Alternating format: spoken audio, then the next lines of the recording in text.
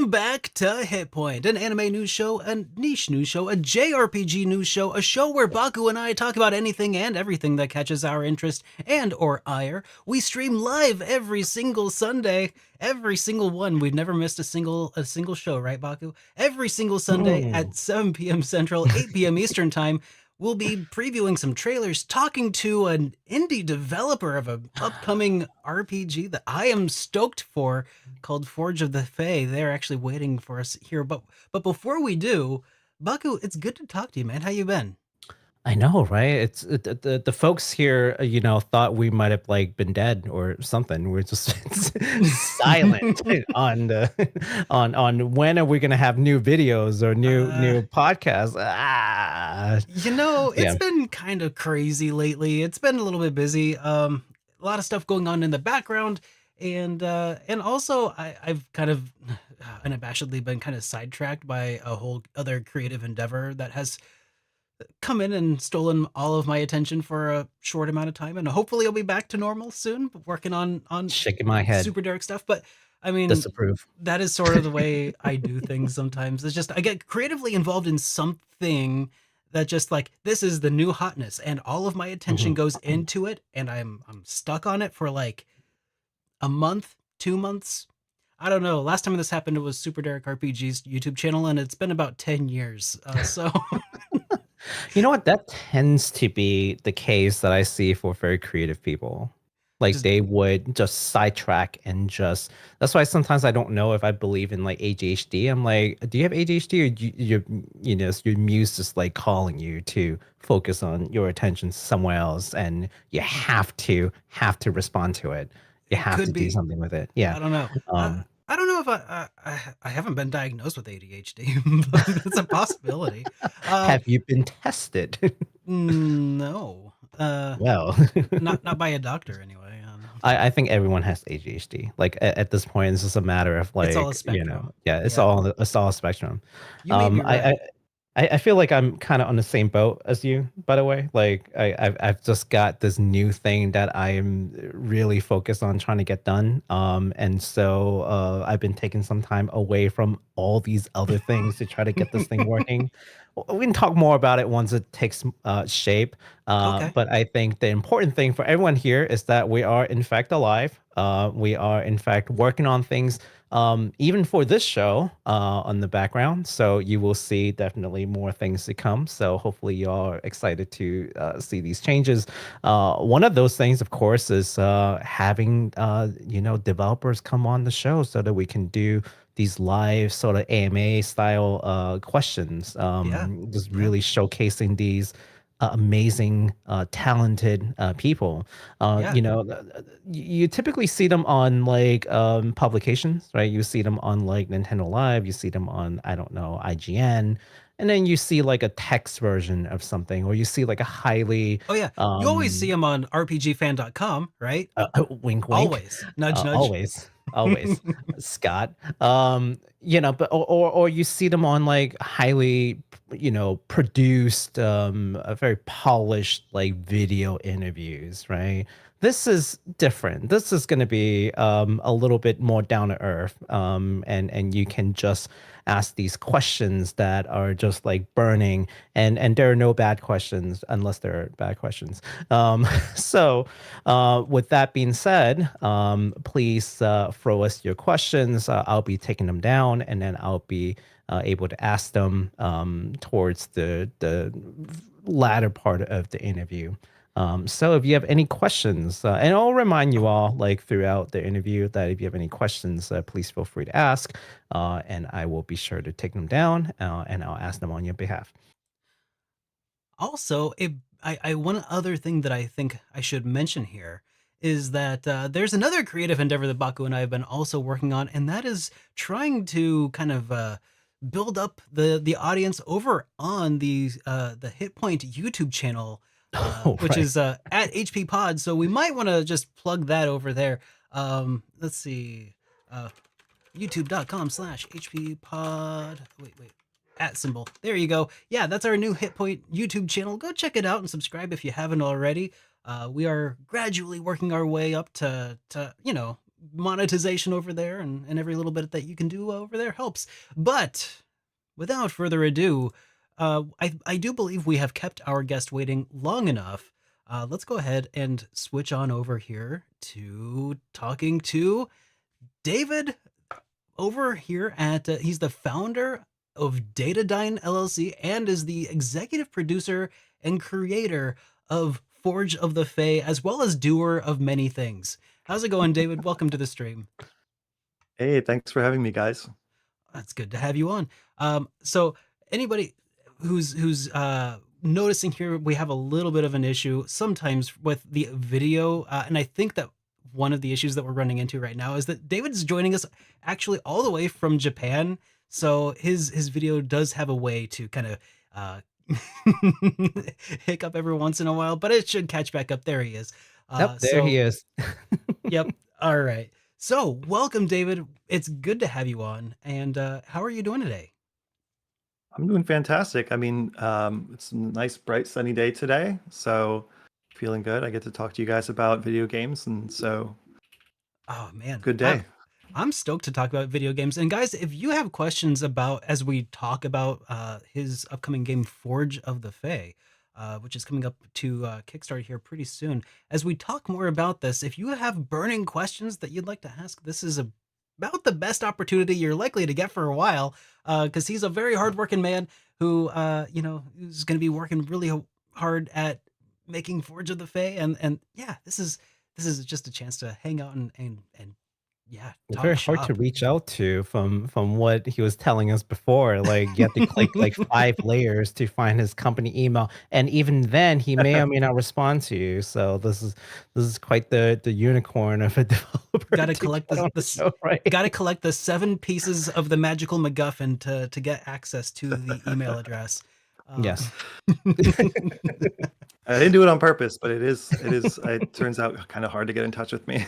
I love it though. I feel like I should do that to myself, honestly. My email address, I have like 3, and it's like, ooh, which one's the real one? Yeah, I think I have like 7. I feel that, man.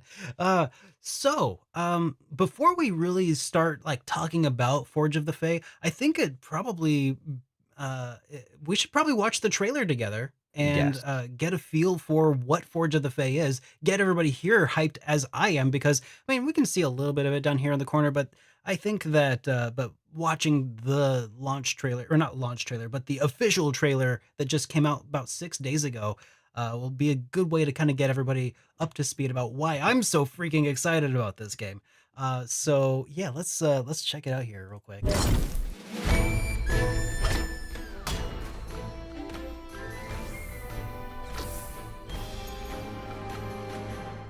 Whoops, there we go. Added David back on there. The most professional stream on all of YouTube, by the way. I was There we about go. to say, I'm like, you got rid of David. You get rid of our guest. What are you doing? Look at this though, guys. Oh, I have so many things that I want to say about all this. I'm gonna save it for a little bit. oh.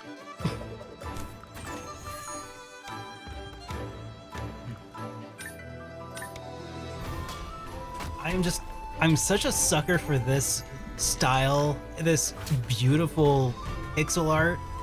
Oh, You know, like a lot that there's always this talk about like HD2D. I'm just like, look, when you have really nice pixel art, you don't need HD2D. Like that's not like the be all end all for 2D like games in general. yeah, like, oh my gosh. And the music though? Oh.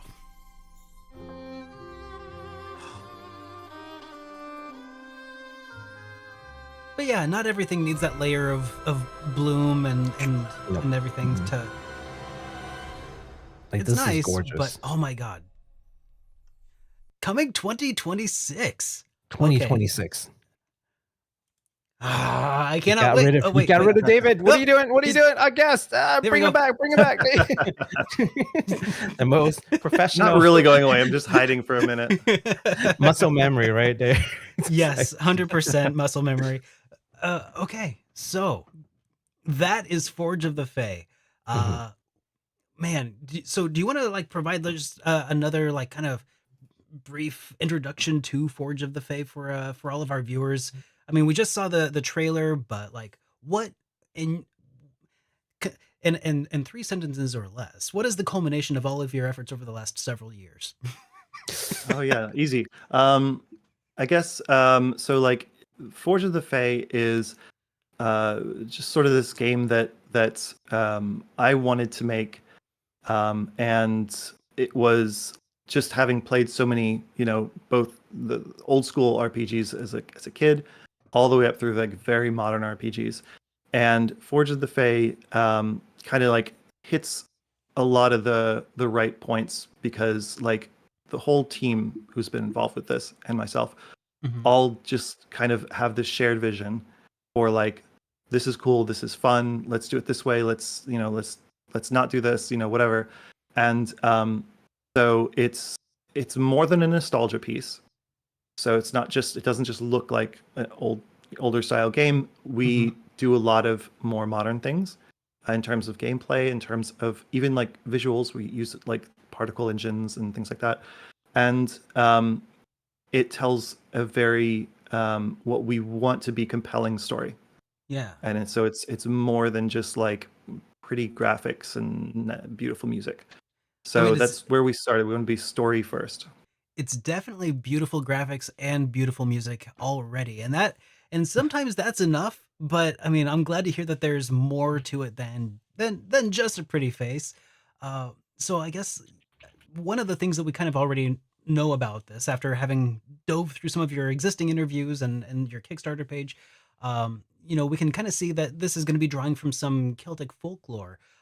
So, what is about Celtic mythology in particular that inspires you for Forge of the Fae, and uh, how deep do those cultural references actually end up going in this so far?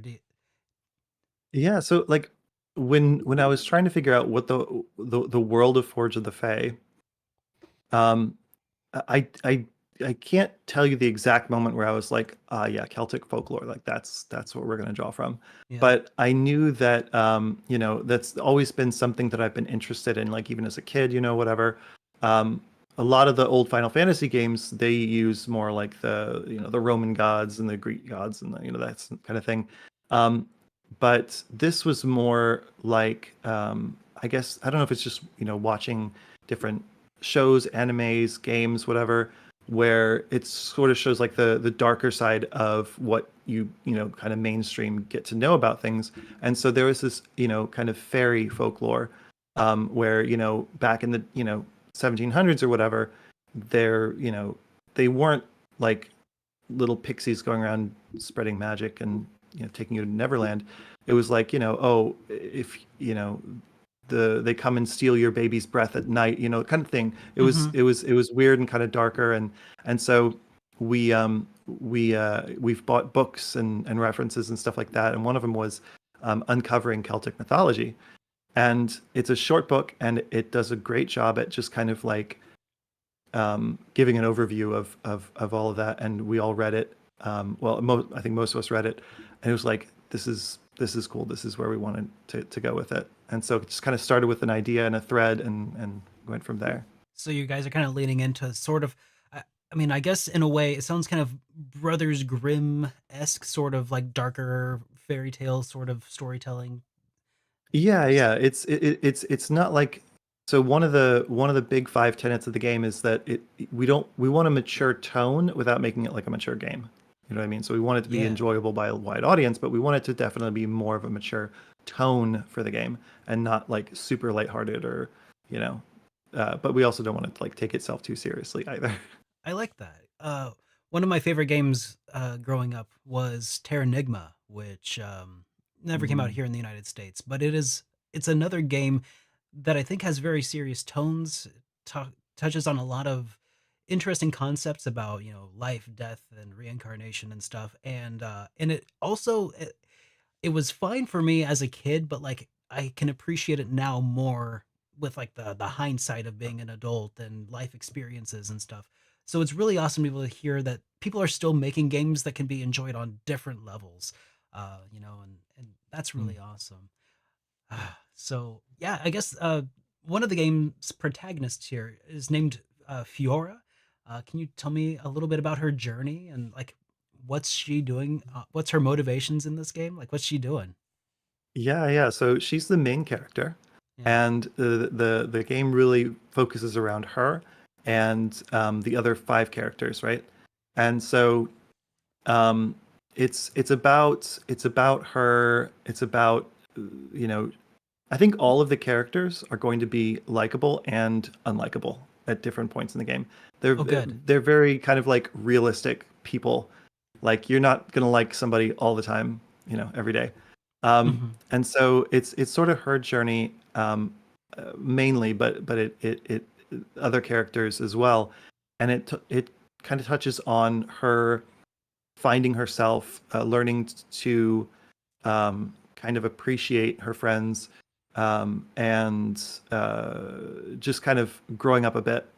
Um, and the main two or three characters in the game. I don't want to say main two or three because there's six of them, but the main arcs, I guess, in the game really revolve around her and her relationship with her best friends growing up, who are the two of the other characters, um, and just kind of overcoming herself in order to kind of see the bigger picture and Mm. kind of figure out what's going on, and kind of seeing through all of the mess of the current situation in the world, to really kind of become a leader. And so Awesome. it's really her journey, and she's an introvert, and so all of these things that I've mentioned above are difficult for her. Yeah. Yeah. Well, that's wow. That's kind of like sounds kind of like a bit of a coming of age sort of story, I guess. Finding her space in this world that's full of Hmm. fae and oh, that's super cool. Um, so like how does the game's narrative like evolve based like is there any sort of like player choice involved in like shaping the story of the game, or is it more like here's overall the story we wanted to tell and you can make choices within it, or is it like a mix of all of those sorts of deals? It's a bit of a mix. So we do get the player's going to make a lot of choices in the game, Hmm. and they're going to have varying degrees of like weight to those choices, and it will eventually lead to slightly different circumstances, slightly different outcomes, and there's more than one ending. um, Okay. and so you know and there's different parts in the game where you can um, see the ramifications of the decisions that you make. The story is sort of the story. There is flexibility within it to for the player to experience, like, okay, well, you know, my friend, Jeff did this, and I didn't exactly see that same exact thing happen on my playthrough. Yeah. So there's a bit of that, and there is going to be some fun you can have kind of playing through it a second time or third time, just to change the way you play, change the decisions that you make. That's actually really exciting for me to hear. I don't know if you feel the same way, Baku, but sometimes I feel like um, too much in the way of player agency, like can affect or take away from like a really focused mode of storytelling and showing like a really important, impactful sort of game, telling a really important story. Um, Most recently, one of the games that I've been playing through it, we talked very briefly a bit before the show about my addiction to trails.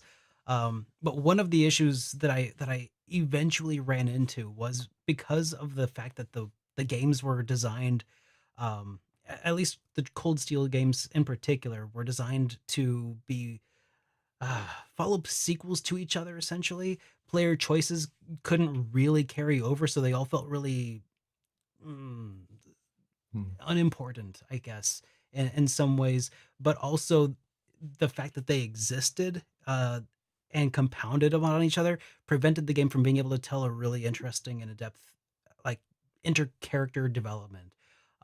So I feel like striking that balance between player choice and telling a predetermined story is tricky, but I think that Yeah. you can really accomplish some really awesome things that way. That's what we're hoping for. Yeah. So, what's like your current approach to world building within Forge of the Fae? Um, like what is your some of your guiding principles for the world of Forge of the Fae? So, like, we talked a little bit earlier about how, I like to do everything. I used to compose music. I used to, I still do photography. I just, but I'm not like a master at anything. And so the one thing that I've done and I've worked, really hard with the rest of the team with is to kind of write out the philosophies Hmm. behind the vision and the ideas behind the game. And so the world building aspects of it, we have these kind of like ethos documents that we've gone through and written, and so they talk about things like NPCs, they talk about things like side quests, they talk about things like this concept of the living environment and how we want the player to feel immersed Yeah. through kind of like not just visually but also like audio experience and being able to kind of explore and chill out if they want to do that. And so like that's the world building approach is more of like we have a story to tell, and that's one sort of focus, and then we have a, a game that you want players to explore and do stuff in, and that's sort of another like parallel path. And so we've sort of separated those two things a bit. And as we go through the production, it's like we're working through both of them a little bit simultaneously, a little asynchronously, but um, just kind of sticking to these ideas and mood boards and ethos documents and stuff to like make sure that you have this like smooth experience for the player and like accomplish the storytelling. It sounds like a lot, but I think we have a pretty good process in place, and we all kind of have this vision, equally in our heads as we go forward. So when you say like spending time in the world and like the world kind of existing beyond just the story that you're telling, the first thing that comes to my mind is fishing minigame. Does Forge of the Fae have one? Yeah, so the fishing minigame is something that like we are putting together. Yeah. Um, Okay. I, Excellent. there's so many good examples and a lot of bad examples of fishing minigames, and so that's where we get stuck. Where we're like, okay, we want to do a thing, so let's take a look at games that did it well, games that didn't do it well, and kind of find our path here. Like, what do we like? What's our goals here? What do we want to accomplish with this? And so there's a couple of little mini games that we have planned, and that's how we approach those as well. Like, how does it fit in the world? How can you do more with it than just sit there? And how do you take it outside of the mini game into the lore of the world, into the player's realm, and make it fun. Awesome. I am definitely on team pro fishing mini games. So this is uplifting my spirits already. This is phenomenal. Because I mean, if it doesn't have a fishing mini game, is it even technically a JRPG? I'm pretty sure that's No, what I'm pretty sure that by legal definition, it It's one of the requires you to requirements. have a I'm fishing pretty game. sure I may be mistaken, but I'm pretty sure that the J in JRPG is actually stands for fishing mini games. Um, Yes, It's a hook on the absolutely. fishing Yeah. line. exactly. Oh, you nailed it. You nailed it. So, I've been reading here about this crystal system that's in Forge of the Fae, or I've heard it mentioned a little bit. Could you explain what that is and what's Mhm. yeah, just I guess we'll start there. What is this crystal system? So we approach to the game was like we wanted to build out the idea of this world and how things worked in it. Uh-huh. And so we didn't want it to be just like, oh, everyone can use magic because. So we wanted, we kind of came up with this idea of, well, the reason that people can use magic in this game is because, they're tapping into the ether and the Fey realm, and through these crystals they can kind of focus the energy and create magic. And Fiora, being an inventor, has found a way to sort of make that very efficient. Oh. Um, but you can't just pick up any crystal that you find in the game and use it. It has to meet certain, you know, quality and purity standards. And so then it becomes, you know, finding these things and slotting them into this invention that Fiora's made, and enabling, you know, the use of magic in the game. Oh, okay. In addition to that, each crystal slot represents not only a piece of magic, but it represents a part of the character, right? So every character is going to have their own kind of set of magic, right? And it represents their personality. It represents their play style, and that will also mix with their skills. So characters naturally learn their own skills, right? So maybe one of the characters has, like, for example, Seely, who's one of the main characters, right? She has her play style is more like you want to hit a whole bunch of times, try and do critical damage, and if you miss, you miss. But that's kind of the risk reward for her, and so you can build her out that way. And a lot of her skills are based on that, right? So the crystal system is a way for you to mix magic and skills to create these combo abilities. Okay. And so the magic that you choose to mix with the specific skill alters it and creates a new skill. And so you can align them. Like, I think you see it in the trailer. There's like two gears, an inner gear and an outer gear, and you can align them. So you can't unlock 100% of them all at the same time, but you can kind of choose how you want to rotate and align these things to meet your play style. So you know, as you rotate, you're going to get different skills.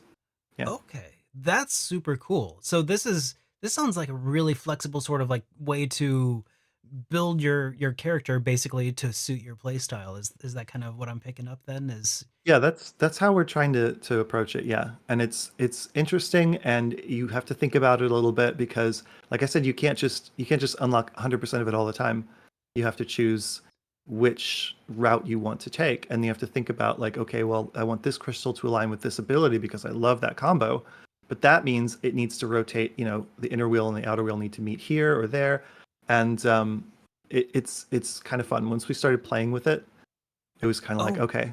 So This is fun. this wheel mechanic then, is that something that happens like during like a level where like you level up so you align them this way, or is this like something that just happens during combat on the fly, or when does this wheel pop up where you're matching items and elements? That's in your menu. So That's like you can open your menu and adjust it anytime. like in your menu during combat or outside of combat or Oh, sorry, both? outside of combat. Outside of combat. Okay. Yeah. Okay. So it's kind of Wow. like setting your materia kind of deal, right? Like Yeah. in a way, yeah.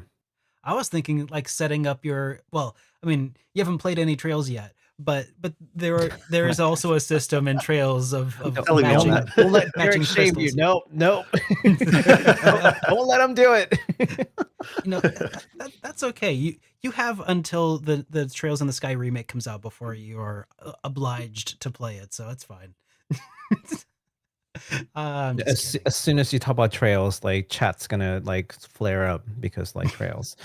Speaking of chat, Baku, have you noticed any? I mean, I've been asking a lot of questions lately. Does chat have any good questions worth asking? I Oh see yeah, no. I see Tyler had like 17.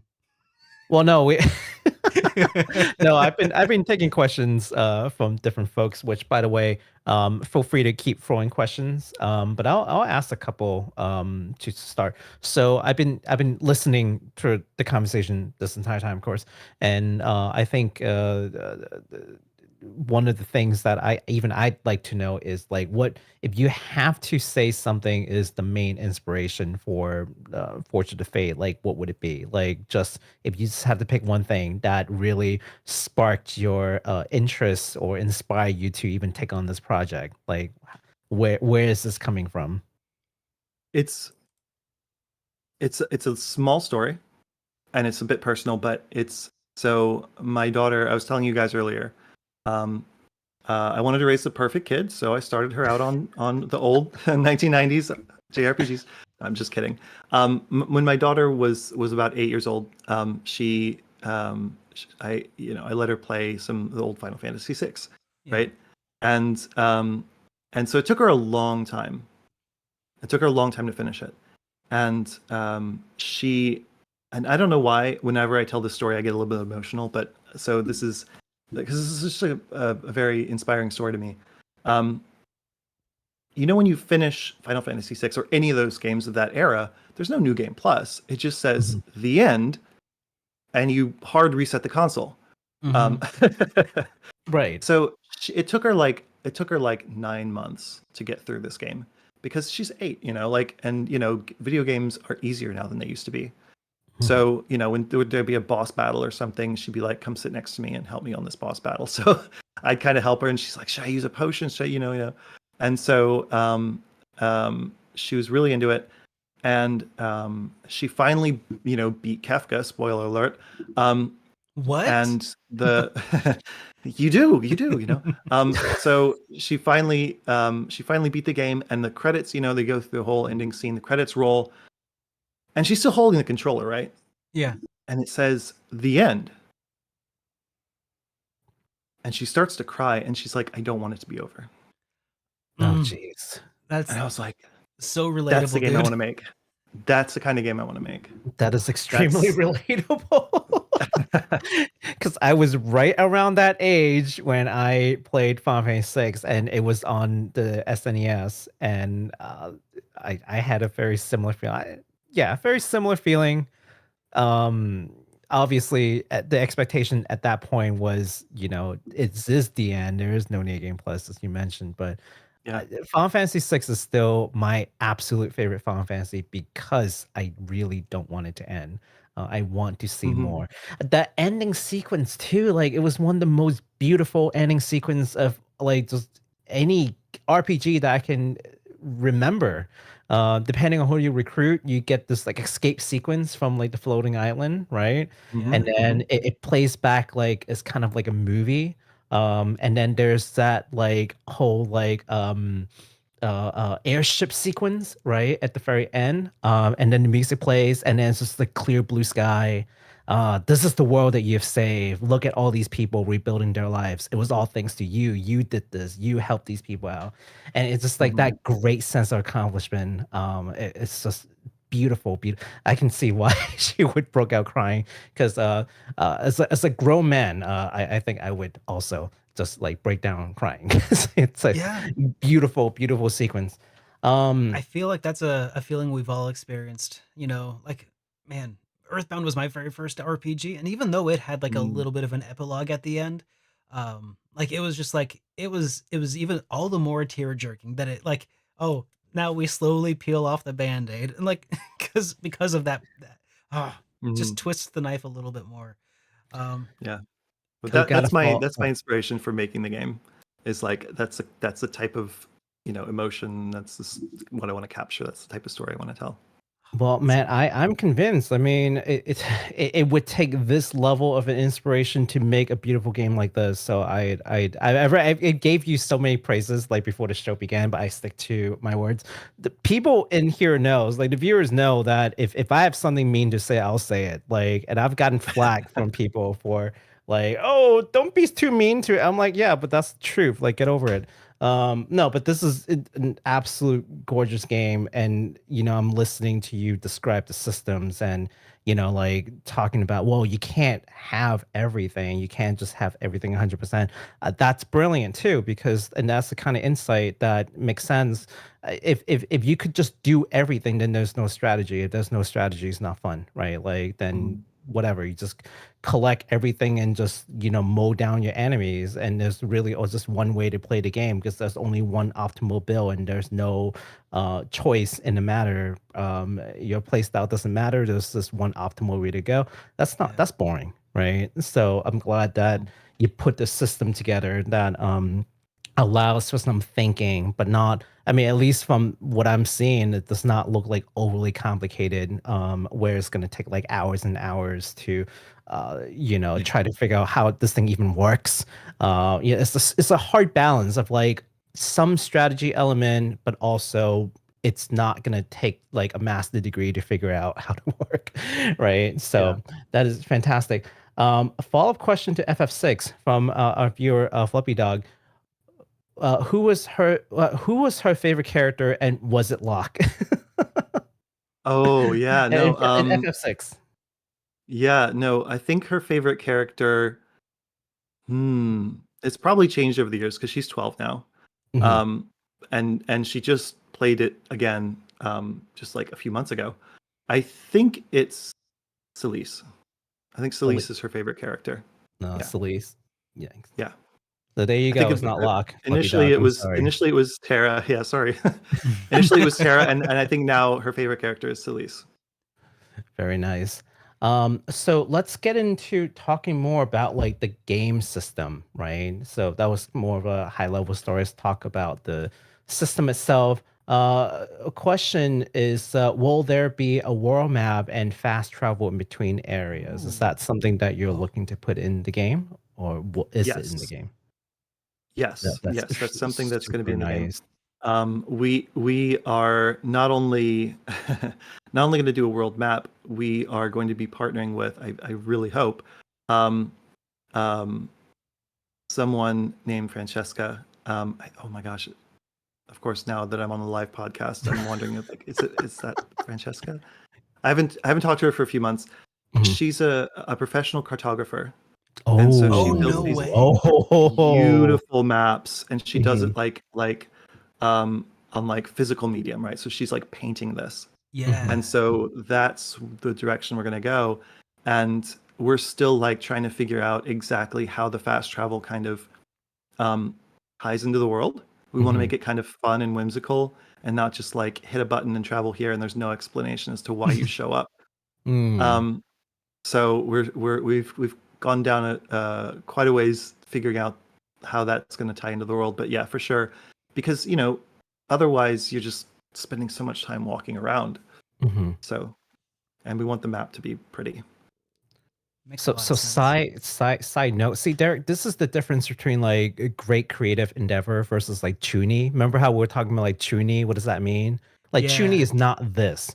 Chuny is I will put it there. I don't need to explain it. It's cool. It works, and you're just gonna live with it, right? But like good development will have some explanation, some underlying reasons to things, even if you're not asking for it. Like the world should have some cohesiveness, Oh, and it yeah. should make sense, right? It But actually not when it's chuny. this It whole doesn't matter.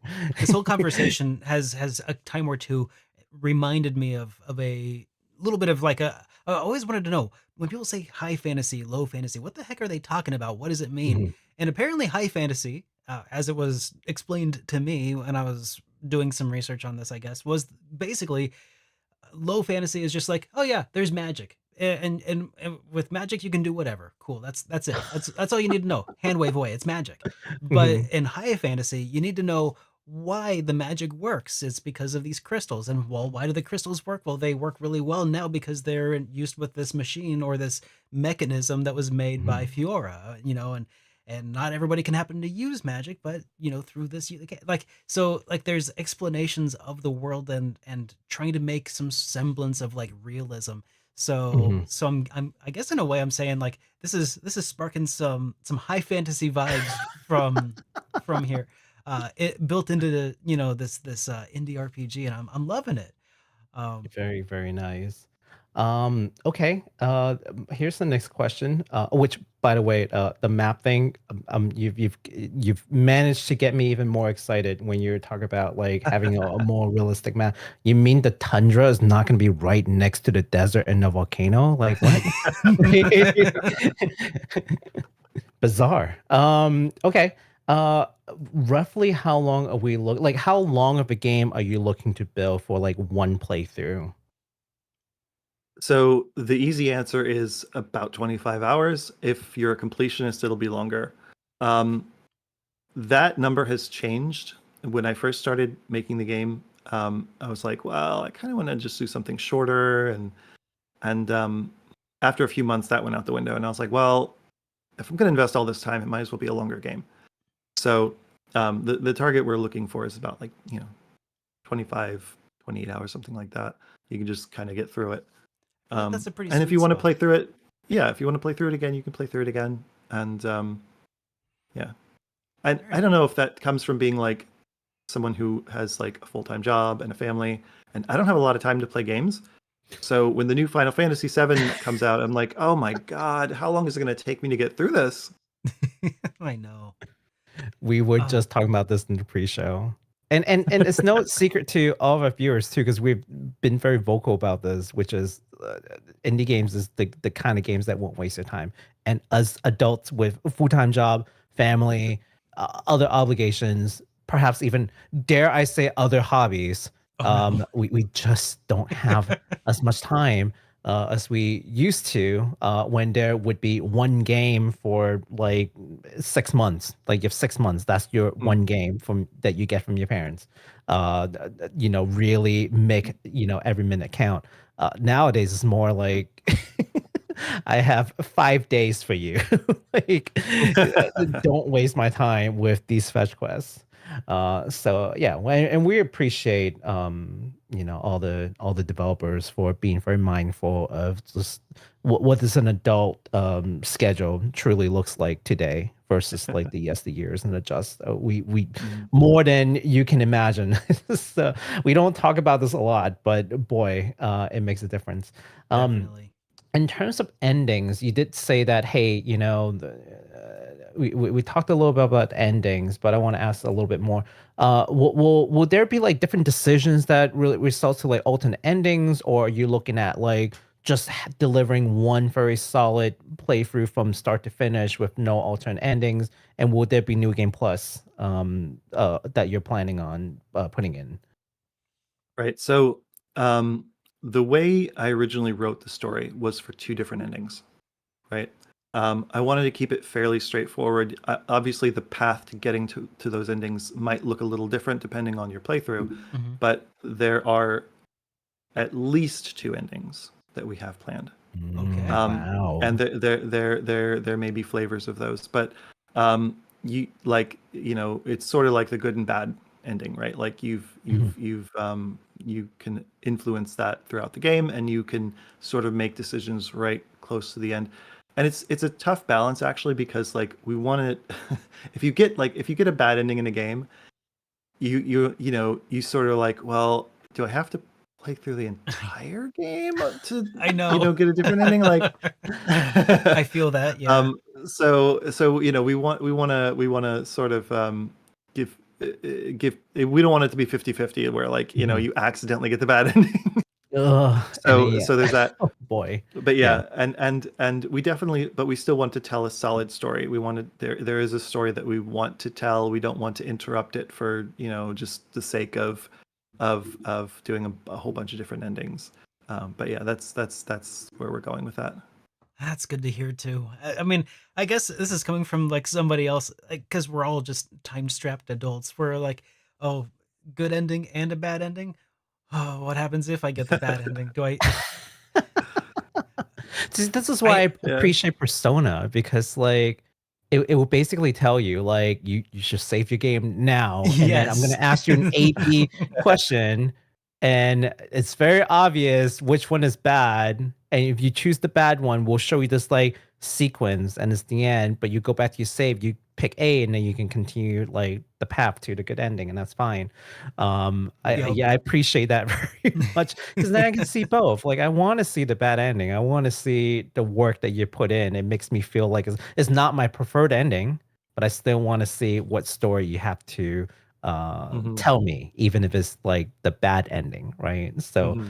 Yeah. So, um, will there be multiple save files available for?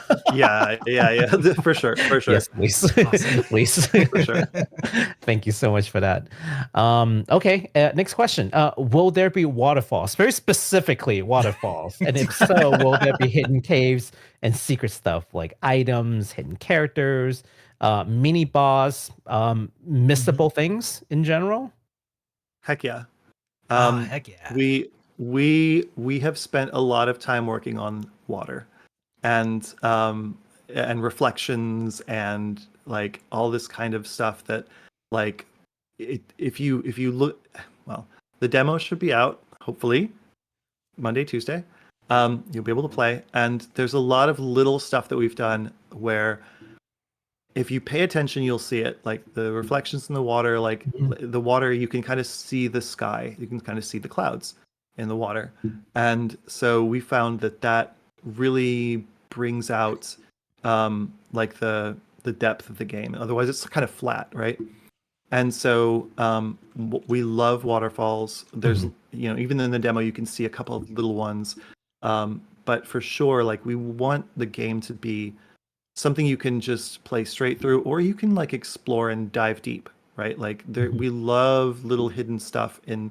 All of us have played all the old games, like the old Zelda games and whatever, and even the new Zelda games. Um, and like that sense of exploration and being rewarded for it is so cool. And like you can kind of like deviate from the story just to kind of explore the world, and that's the world we want to build, where it's like kind of like beckoning to be explored. You get rewarded for doing it. Can you can you explore it and check different chests and drawers and bookshelves and everything for loot? Is this going to be one of those games where you can go and just like loot random people's houses? I hope. Please. Yeah, I mean, yeah. There's going to be stuff you can do like that. Like it's so funny. Like that specific thing hasn't come up. Like, but what comes to mind is like Link's always coming into my house and breaking my pots. Yeah. Like And killing my chickens so that my killing chickens my kill him. they get aggro. Yeah. Yeah. No, I mean, like that. Just that ties into like this idea of like exploring things, and like we're building out. We're spending so much time building out all of this world, and it's like, yeah, let's reward people for going through, and even if it's just like a bit of like narrative or something, like, oh, this picture has a lot of dust on it, whatever. You get something for That's going around and honestly exploring. sometimes a lot better than items because honestly, you can't actually use items when you play an RPG. You're supposed to save those for after the credits scroll. Right. Especially ethers and Oh yeah, revives. They're to all be those hoarded. amazing items. They're to Yeah, be hoarded and then never used. your Yeah. your RPG street cred depends on how many of those items you have left in the end. Duh, we Oh, all know that. that would be an incredible like score feature for like the end of the game. It like ranks you based off of your item collection and My like God, usage status. Oh my god. such a funny idea. I might take that idea actually. That is so funny. I Oh, I love I love it. love like collecting little bits of data, and then like like because we have to collect a lot of information about how the player Mhm. plays the game, Yeah. and so that's a really funny one. Well, we want the player to use items. That's the thing, Mhm. because it- like we haven't talked about this yet, but there's a day-night system, and the Oh, nighttime travel and nighttime battles are going to be like a lot more difficult, because of yes. the way the world works during the Mhm. nighttime.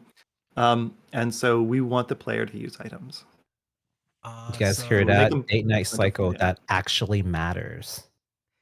I Yeah. mean, Quest 64 had a very similar system, but Mhm. Yeah, Quest but 64. Quest 64. uh, Okay. Oh, no, that's We that's funny. got super cool. Go ahead. What were no, you gonna say sorry. I about was gonna say, we do have a question about like backtracking. So this is something that I care about because are we saying like sometimes you miss certain things, trails, where you cannot backtrack. There's no way for you to go back. It's forever missable. Is there stuff like that we should be careful about as we're playing the game? Like really search every inch of every possible thing you can interact with, or things you can kind of come back. I mean, maybe not immediately, but at some point you can kind of go back and try to see if you miss anything. What's the approach here? I know exactly what you mean. So the whole game is set in a specific part of the world. You're not going all over the world. You're not going out to the moon or anything like that. It's set in a specific area. So you're going to be doing a bit of backtracking. I don't know what to call it backtracking either, because we're trying to Mhm. add depth. yeah. Every time you have to go back to an area, we want it to be another layer of depth that you didn't see or weren't able to get to before. Mhm. So even though you're kind of like retracing steps in certain cases and going back to places that you've been to, 4, 5, 6 times, um, we want that to be like an interesting experience each time. And so that's Yeah. another thing that we talk about a lot is like how do we keep these areas engaging? And it would almost be impossible to have something permanently missable in those cases. I mean, maybe like a cutscene or something that you've played past or something like that. But for the most part, I think that you're going to be able to kind of get stuff. If you see a chest, you'll be able to get it later.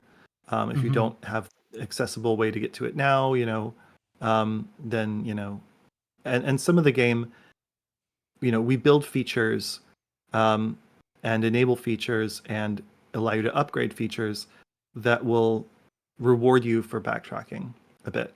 So there's an exploration mechanical fairy exploration feature where you can upgrade it throughout the game and you can go back to areas you've already explored with like kind of a new set of eyes almost Yeah. and see what was there before that you missed. So it's like, oh, I've seen this, but now that I'm looking at it again, it's a little different and there's more stuff there. Where you can understand that there's more traversal options, maybe because of a mechanic you unlocked later on, like that sort of Yeah, deal. something like that. Yeah. Kind Yeah. of, kind of reminds me of Golden Sun a little bit. I don't know if you've ever played, but Mm. it's great. What were you gonna say, Baku? So maybe a little early to ask, but will there be like any kind of job system or any kind of like character customization beyond like the crystal mechanism that you're looking to implement, or is that like really the main thing that we're gonna work with? No, I mean there is more customization available. Like we're still working on what exactly the quote unquote skill tree, and we're not going to call it that, but Yeah. what that's going to look like Mhm. because we want the players to be able to um, really customize how they play the game in especially in battle, right? Because turn-based battles is like you need to add a little bit extra spice, right? Yeah. Something to keep it fresh, something to feel like you've had some kind of impact on how the battles play out. A little bit of And special so, sauce. Yeah. yeah, a little bit of special sauce. And so, yeah, there's going to be customization of the characters, and we don't want to lock people in either. Like that's one of our, part of our ethos is like get in and don't spend a whole ton of time in the menu. Get in, do what you want to do, and then keep playing the game. So there's no quote unquote job system, but we are very mindful of like the kind of archetypes that are out there and what our characters kind of represent and how you can build characters towards one or the other. So I noticed that there's 3 playable characters on the battle screen right now, but you, I think, mentioned earlier that there's going to be up to 6 characters eventually. Is that right? Hmm. Are they Yes. all like? Can they? Is there like a back row that they can be switched in and out of during combat, or is it sort of a you set it up at the beginning of combat and then you're set in stone, or how does that work in this system? So, and again, like we're pretty early still, I just know. starting to get into production here. Yeah. So, if I say something here and it's different, you guys are going to come back and you're like, hey, you said, um, right now though, I mean, there will be up to 6 playable characters, and the idea is that you choose which 3 are in your party, Okay. Mhm. and you can change that outside of battle. And we also don't want the battles to drag on. That's the other Oh, thing. okay. Yeah. So we want them to be kind of snappy, quick, and get it done. There are going to be, of course, battles that are like boss battles, mini bosses, things like that, that Yeah. are that are longer and require a little more strategy. Um, but generally speaking, we want you to be able to kind of set up your party, set it up the way you want it to be, and then just kind of get back to playing the game. But yeah, Okay. you'll be able to change in and out the characters, but not during combat. I think that would just be kind of make things take a little too long. I gotcha. That makes a lot of That's sense. awesome. I mean, and that's a whole other like other lateral like method that you'd have to balance for somehow, and Hmm. so Hmm. so this that doing things this way I think would streamline the process quite a bit. So that's totally cool. All Oh man, right. I'm, So I'm next sorry. up, I've I got keep getting a. distracted Oh, by the trailer that's playing on the screen. I'm just like, oh my gosh, it's so pretty. Like so Thank you.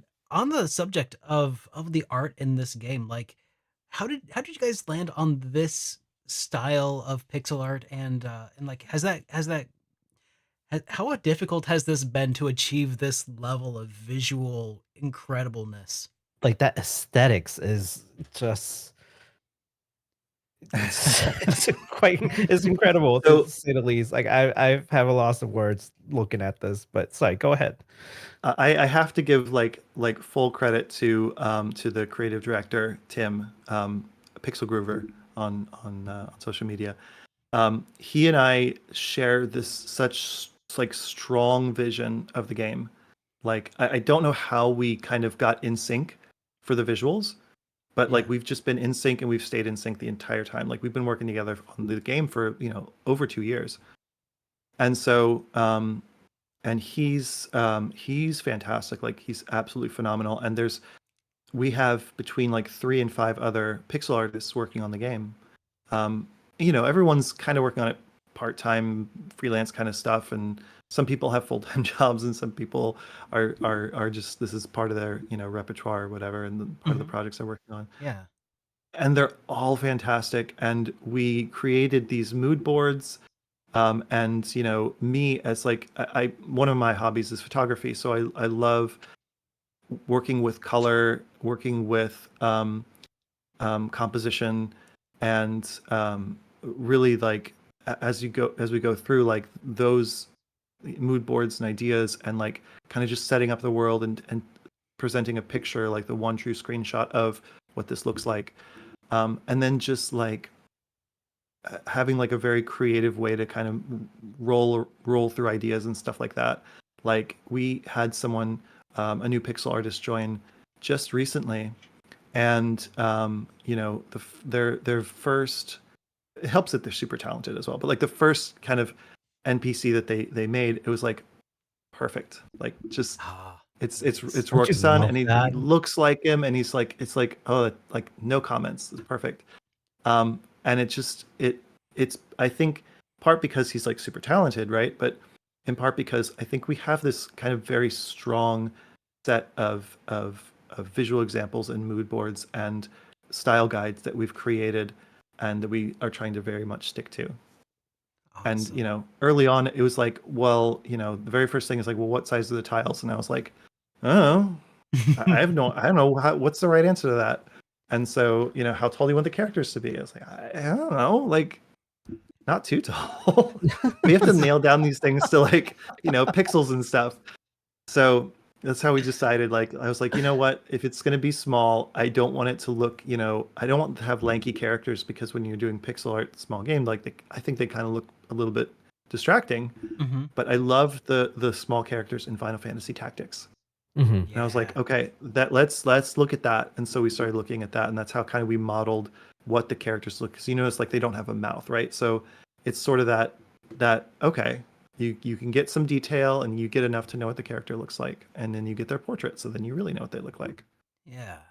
Oh man. Boy, the characters look literally perfect. I So good. the pic no, I mean, and I don't mean just like the aesthetics or the pixel, it's everything about him. It's just the design, the aesthetics, the pixel art themselves, like everything that I can critique the art. It looks phenomenal. And you have a middle-aged man as a party member, which is great because I can I don't know identify about with that. having we always joke about JRPGs having just like teenagers saving the world, like that, just an entire party of teen Yeah. and one old person. And that one Oh, old person is Sid from Final Fantasy VII, and he's like 25. Yeah. and he's 25. He's what that's the old person. Yeah, no, I mean, we have. I don't know how I lucked out. Every single person working on the project is fantastic, Ah, and I just really lucked out meeting everybody like this. And I have a couple of people who I've just known for a long time, who like Chris, for example, the composer, one of the two composers. I've just Mhm. known him forever, and he like kind of suddenly freed up from the amazing work that he had been doing, and wanted to participate. And I was like, yeah, awesome. I'll have So something for you to work on immediately. So speaking of your team composition, and this is going to be a very tough question. So I'm just gonna no softball question here. Okay, how many Tylers are on the team, and which one is the best Tyler? Oh This is God. coming from Tyler. Yeah, I know. Which one though? Tyler Meir probably. Um, if it's coming from Tyler Meir, then he's the best. But so let's see, 1, 2, 3 Tylers. I think we've got 3. Everyone goes by their handles except for Tyler Meir, but I think we've got 3 Tylers working on the game, and they're all fantastic. Like they're all the best at what they do. How can a single team contain that many Tylers? That That's a is lot of that's a Tylers in lot a of single that's a team. lot of power to wield, but it looks like it's being Mm, wielded for the force of good, so I appreciate that. yeah, Um, okay, just like Forge of the Tyler. one more question about the game, and then let's move on to asking some more things about like the Kickstarter and release dates and stuff because they're all kind of That's a good related. idea. Last question about the game. Do we know how like gear upgrades is gonna work, like in terms of enhancements and so I assume when they're asking gear, they're talking about like equipment gear, not the like the Mhm. gear system. Yeah. Right. Yeah. So again, like there's some stuff that we're still building out. So subject to change. But what I really liked about some of the more modern games that I've played is that yeah, you can craft new stuff, and there's a lot of flexibility there. And we want to do that as well. I mean, obviously, Forge, right? So there will be a crafting system, and you can make new gear, but the weapons that you have, those are the ones that I'd like to keep and let you upgrade those as opposed to building new ones. I love that. And I love so it. That's- yeah, that ah, that'll kind of let you, have a bit of sentimentality to things, because we have a character Celia who's, she uses the chakram, which is a kind of unusual weapon. Like reminds me of Xena, right? Um, yeah. but like there's a story behind that, right? Like her mentor and like adoptive mother kind of, is a warrior, and she's traveled the world and brought these back for her. And so that's why she uses them. And so I wanted to, don't just discard them when you've built something new, like upgrade them and sharpen them and keep using them. I like That that a is lot cool. because it's like it's an important, thing. Like I never like getting rid of my starting gear in any RPG because I feel like that's such a waste. It's the good stuff. This now has the cracked bat now has sentimental value to Ness. So like you can't just get rid of it. I mean, sure, it's worth a couple bucks, but like you can make that up. You know Hoard what? all the Like things, in other words.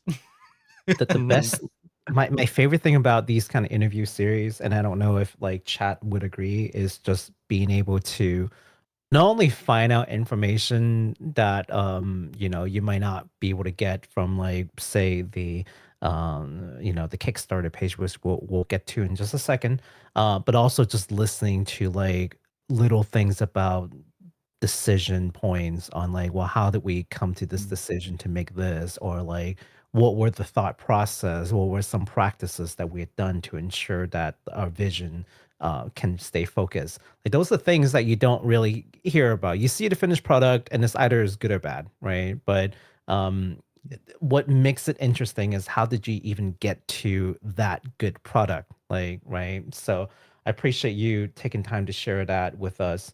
I think we're good with questions as far as like the game mechanics and all that stuff is concerned. I mean, I just to know. summarize, there's a lot to unpack, I and know. this is still fairly early, so we can expect some changes. So definitely, back the project, wish list it, so that when David's got new stuff, he can just share that with you through like whatever medium is available there. Yeah. And I'm sure you'll keep us updated through the development. So let's talk a little bit about the Kickstarter, because we were talking about like your date and you missing you might have to like delay it a little bit or something to that effect. Could you like let us know what are like the hard like important dates for us to remember, like the demo, when is that coming out, Kickstarter, when is that happening? Yeah, let us know. Yeah, so the Kickstarter, originally we wanted to do that like Monday morning Eastern time, right? Um, and like I was telling you guys before the show, we want to align a whole bunch of stuff to happen kind of on the same day. Turns out that's a little hard. So it's looking more like Tuesday, which is I think the 24th, right? Yes. So it's looking more like Tuesday. It was when the Kickstarter will start, the 24th of September. And that's just because like we want the demo on Steam to be ready to go day one. There's some articles that are coming out. We want to be ready on day one, and not everybody's kind of coming back from the weekend ready to roll on Monday. So we've heard back from just some folks who are doing some articles and stuff like, hey, can you push back one day? So that's now what we're aiming for is Tuesday the 24th to start the Kickstarter. Awesome.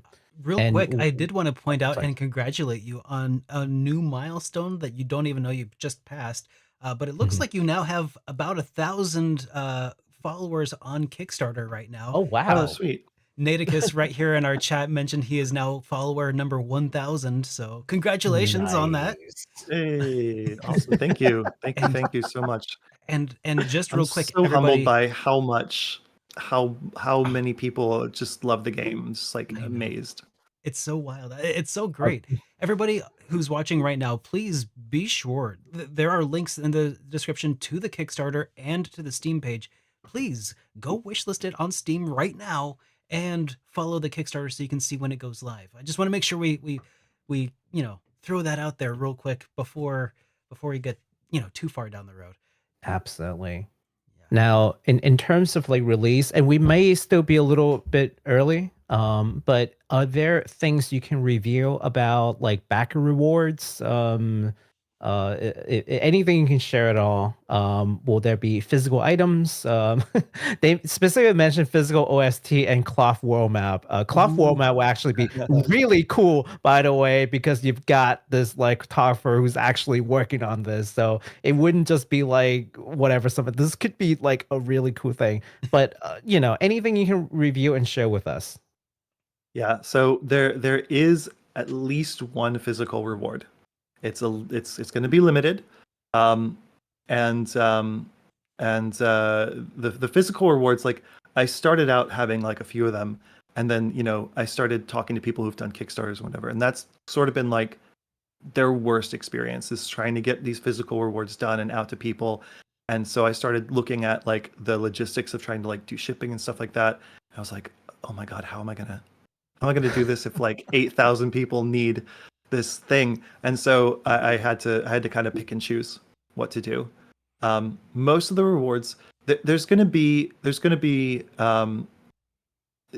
we want people to feel like they're part of this process, right? So like if you're backing us on Kickstarter, we want to give you something. We want to put your name, in the credits. We want to give you access to, like the developer channel in the Discord. We want to give people something that's kind of unique.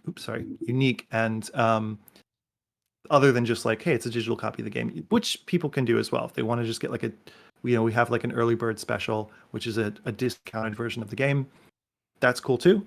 But there's other rewards, like the soundtrack is there, and there's some other smaller stuff that you can like add on and things like that. So they're all going to be unique to the Kickstarter, and kind of never to be seen again afterwards.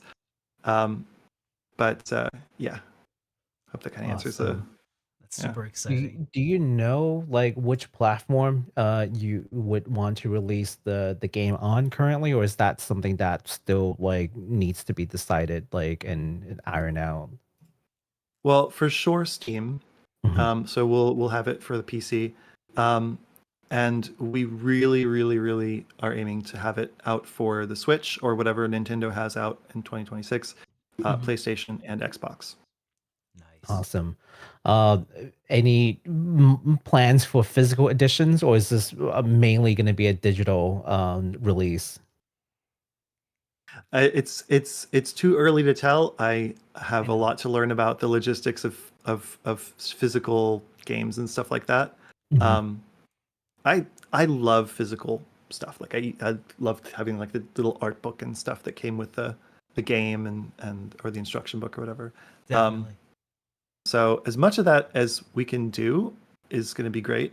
It's just about figuring out if we can actually make it happen, because I don't want to promise something Mhm. and then have everyone be disappointed, like, well, he didn't, send out, whatever. Like that, Right. like the map, like we want to do something cool with the map, and it's like, I don't know, like figure out what we can actually do with it. It You makes know a what? lot of sense, and I totally get that because I feel like Baku and I both already knew and expected that answer, but we have Mhm. to ask because we know our Chat asked, so I needed to. But you know Yeah, what? Look, under totally fair. promise, over deliver. Always the rule of thumb, right? So I understand. But and I'm certain that you're going to over deliver and then some more. Just hearing all these things has gotten me even more excited. I don't know how you do no it, man. Like no pressure. I thought I couldn't be more excited after seeing the trailer, but then you managed to change my mind there. Now, so that's pretty much all the things about like the Kickstarter. Is there anything else that you'd like us to know about the Kickstarter? Anything at all that we haven't really covered? Um, it's no, I mean, we've really covered so much already. But I mean, this has really been sort of like a passion project, and especially of mine. But everyone who's working on the game has been so dedicated, and it's just so much love has gone into it. Like everybody who does a little bit, even even if it's like a small feature, like it's hard to get the two characters to follow the main character on the map, Mhm. but like a lot of got paid to like making sure that they show up at the right places and don't look janky, and like everyone who's been working on the game is just really, I can see everyone can see each other's passions coming through, and that's just been super rewarding to be part of, and That's that's really all I really wanted to say there, I guess. that's Thank you so awesome. much for that. We've just got one last question because listen, guys, David is a busy man and he's waking up very early to take this call, so we don't want to take too much of his time. So just one last question from us. Well, at least from me. What advice would you give to aspiring game developers? So yeah, anything that you've learned that's particularly valuable to aspiring game developers? Yeah, I think it's important to know, to figure out what you're capable of, and really what you want to accomplish, because I think if I had, set out on something even bigger, I might have burned out, or if I hadn't gone with the approach that I had gone, because I knew that I was going to have to basically pay for a lot of the work to be done on this game, because I couldn't just do it myself with my friends. Yeah. And so kind of committing to that early on was important, and then seeing it through, because like if you try and make something massive and you don't finish, then it feels horrible. Yeah. Um, and so I would say, like, if you're going for something, do something that you are comfortable with, that you can feel like you can start and finish, even if it's something small, and you can kind of grow from there. Awesome. That is sound advice for well, boy, a lot of things in general, but especially for game development, absolutely. One of our one of the viewers said that the advice is to hire several Tylers. That's I The more guarantee Tylers, the better, man. the more Tylers, the better. And I promise that didn't come from a Tyler. So all right. Well, that's all the questions that I've gathered, I think, I that I've have managed to ask I've got from the one viewers last question. anyways. I Yes. have one last question that I'd like to ask, and honestly, it's just kind of how I like to wrap up all of these interviews whenever I Mhm. can. And that is there any question that you feel like I should have asked that you would like to answer? Like anything that like you came into this and you're like, man, I really hope they ask me about this thing or this. Let me what Oh, I that's can't a wait to talk about good this idea. one. Did I No, I miss mean, anything cool that really bears mentioning? not. I mean, the sound and audio design is something that we didn't really talk much about, and I don't want Mhm. to, just keep things rolling and rolling. But like, we, so there's two main composers for Forge of the Fae, both fantastic. One of them is Tyler, and and we do have a third guest composer, Yoshino Aoki, the composer for the Breath of Fire series. Ooh. She's she's done one track already. She's in for more, and she even wrote up a fantastic and very personal little message for the Kickstarter, which will be on the Kickstarter page.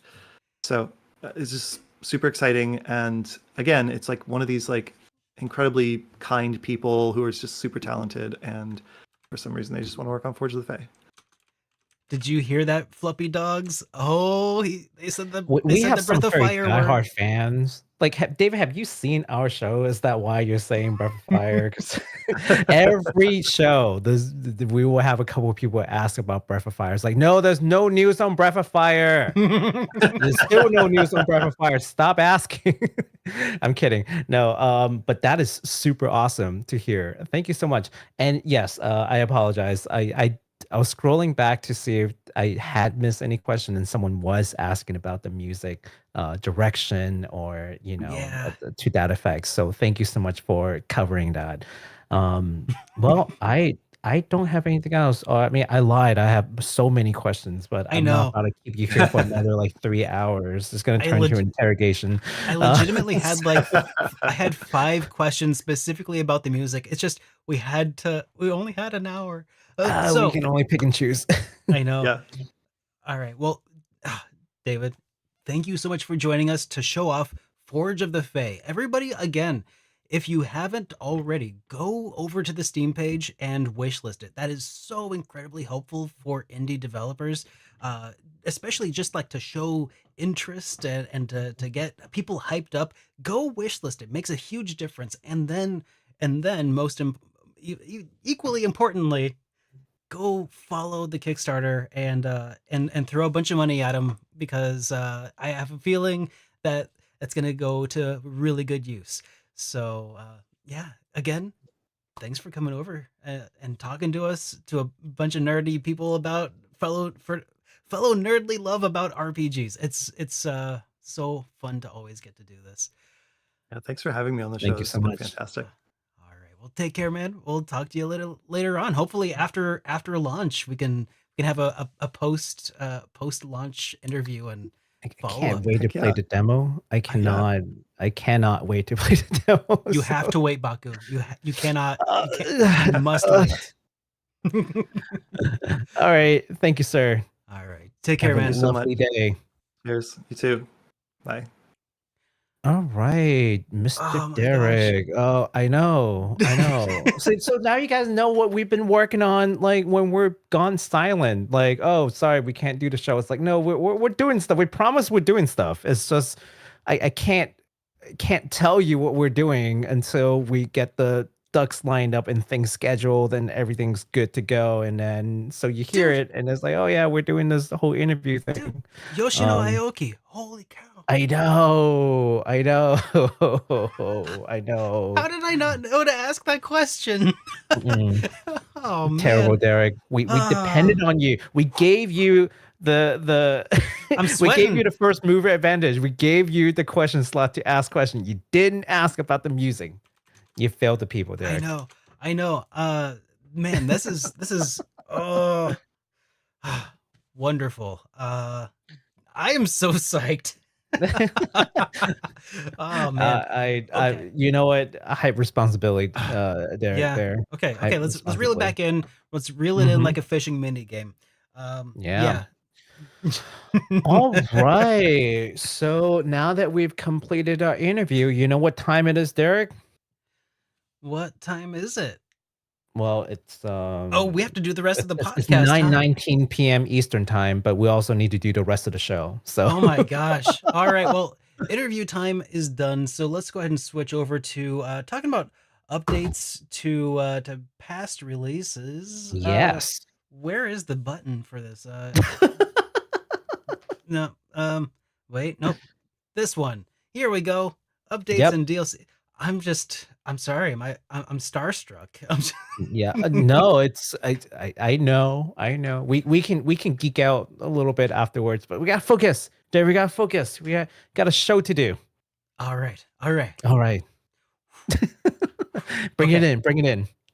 So, Atelier Ryza series 5th anniversary has been announcing some updates. Koei Tecmo and Gust released free optimization updates for Atelier Ryza 1 through 3 in celebration of the trilogy's 5th anniversary. Now, Yeah. this update adds quality of life features that range from autosave and fast forwarding, new graphics settings, and a very easy mode. So if you just really, suck at RPGs, but really want to, see if thick thighs really do save lives.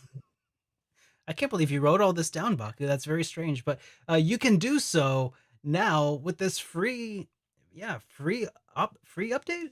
Is that right? Is Oh this yeah, free? it's free. It's It's free. free. Oh I'm yeah. a poet, Derek. I'm a poet. Well done, sir.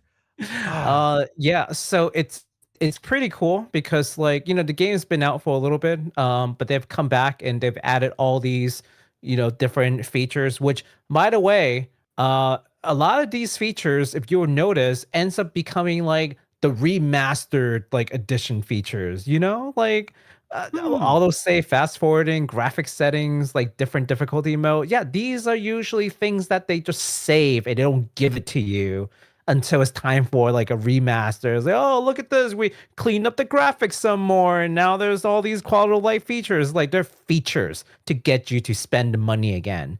But this is free. So, they're not increasing the price of the game. So if you have the game, you will get these updates. In fact, I think the updates are already live. So that's really cool of them Oh heck yeah. to shoot out there. So that's the update section. Let's move on to upcoming releases. I had put out a bunch of trailers and stuff. We split out the section, but I think in the interest of time, Derek, do you want me to just like blitz through this and then we can move on to like the new games? Because the industry news section, I think, is going to be a little bit more time intensive I think you're right. discussion. We Yeah. did kind of get a lot of crazy industry news that we'll have to talk about. Yeah. So yeah, So go for it. I'm gonna go through all the upcoming releases, and then we can switch off again on the game announcements part. So a couple of upcoming releases that are very notable. There's a game that came out last week on the 16th called Blood Lily Loop. I was gonna have Derek play the trailer on that, but it is a 2D horror adventure game from Sounding Stone. And I just really wanted to share that because it kind of flew under my radar until like today when I was looking at the news. And it looked really good. I've actually bought it. It's only $2.99 on Steam. So I feel like it's a pretty cool investment. If you like things like, I don't know, Misao or like Corpse Party, I think that's kind of like along the same vein of games, only for $2.99. It is RPG Maker, but I mean, for $2.99, you're playing for writing and the story. You're not really playing for like the graphics per se. So I think it's actually a pretty good value when I was looking at it. So that's why I want to bring this up. Did Next you up, we've got a skip game. Huh? Yes. did you skip one? No, The I was going with different order. Yeah. Oh, okay, different order. Okay. Yeah. So next up, we've got a game called Rusty Rabbit. Now, this is an action-adventure 2D platformer from Nitro Plus that we've talked about with a story that's written by Gen the Butcher, which a lot of you guys know from like Psychopaths. But also the main character is voiced by Kiru's voice actor, Takaya Kuroda. So this game looks super cool, and the trailer is going to be in the description later on. So if you want to watch the trailer that we're not watching right now for all of these games, you can find that in the section below. This game is coming out on the 24th on PS5 and PC via Steam. Of course, we've got the newest Zelda game that's coming out that actually features Zelda as the playable character, Dude, the main playable character. this came up Did you so believe that? fast. This came up so Yeah. fast. I feel like they announced it yesterday and it's already here. I respect that though. I like not waiting 10 years to play a game after they Yeah. announced it, Square Enix. Um or even like 3 years, like if you're Yeah. a big developer, that is. Like indie, I get it, but like that's a whole different beast. But Yeah. if you're like a Square Enix or a Bandai Namco of the world, like I really don't need to know I think I'm just what so you're up used to to. people leaking things like a decade in advance. Yeah, tell me like maybe 6 to 9 months in advance. I think it's a pretty good time frame. but like telling me like 3 years in advance, like I don't care. Like I care for the moment, and then I completely forget about you. And Mhm. then I hear news again like 2 years later. I'm like, oh, you're still doing it? It hasn't come out yet? What? Not a good look. But yeah, the game is called The Legend of Zelda Echoes of Wisdom. We've looked at the trailer before. It is coming out on 9/26, only on the Switch, of course. It's a Mario game. Oh, it's a Zelda game. Yeah. It's first party, of course. And then, and this is the reason why we have to go so fast, because there's so many games coming know. out this week, guys. This one is exciting for us, maybe especially for Derek. From Twin Sails Interactive. It's a demon fighting social JRPG based on the 1960 Americana called Bloomtown, A Different Story. The demo is out already. I haven't had a chance to play the demo yet. Derek, have you played the demo yet? Not yet. Can we watch the trailer though? I just want to refresh everybody's memory You because know this what? one's so cool. Fine. We'll watch one trailer. Okay, because this one has me also really excited. So let's We'll just watch one all trailer. right.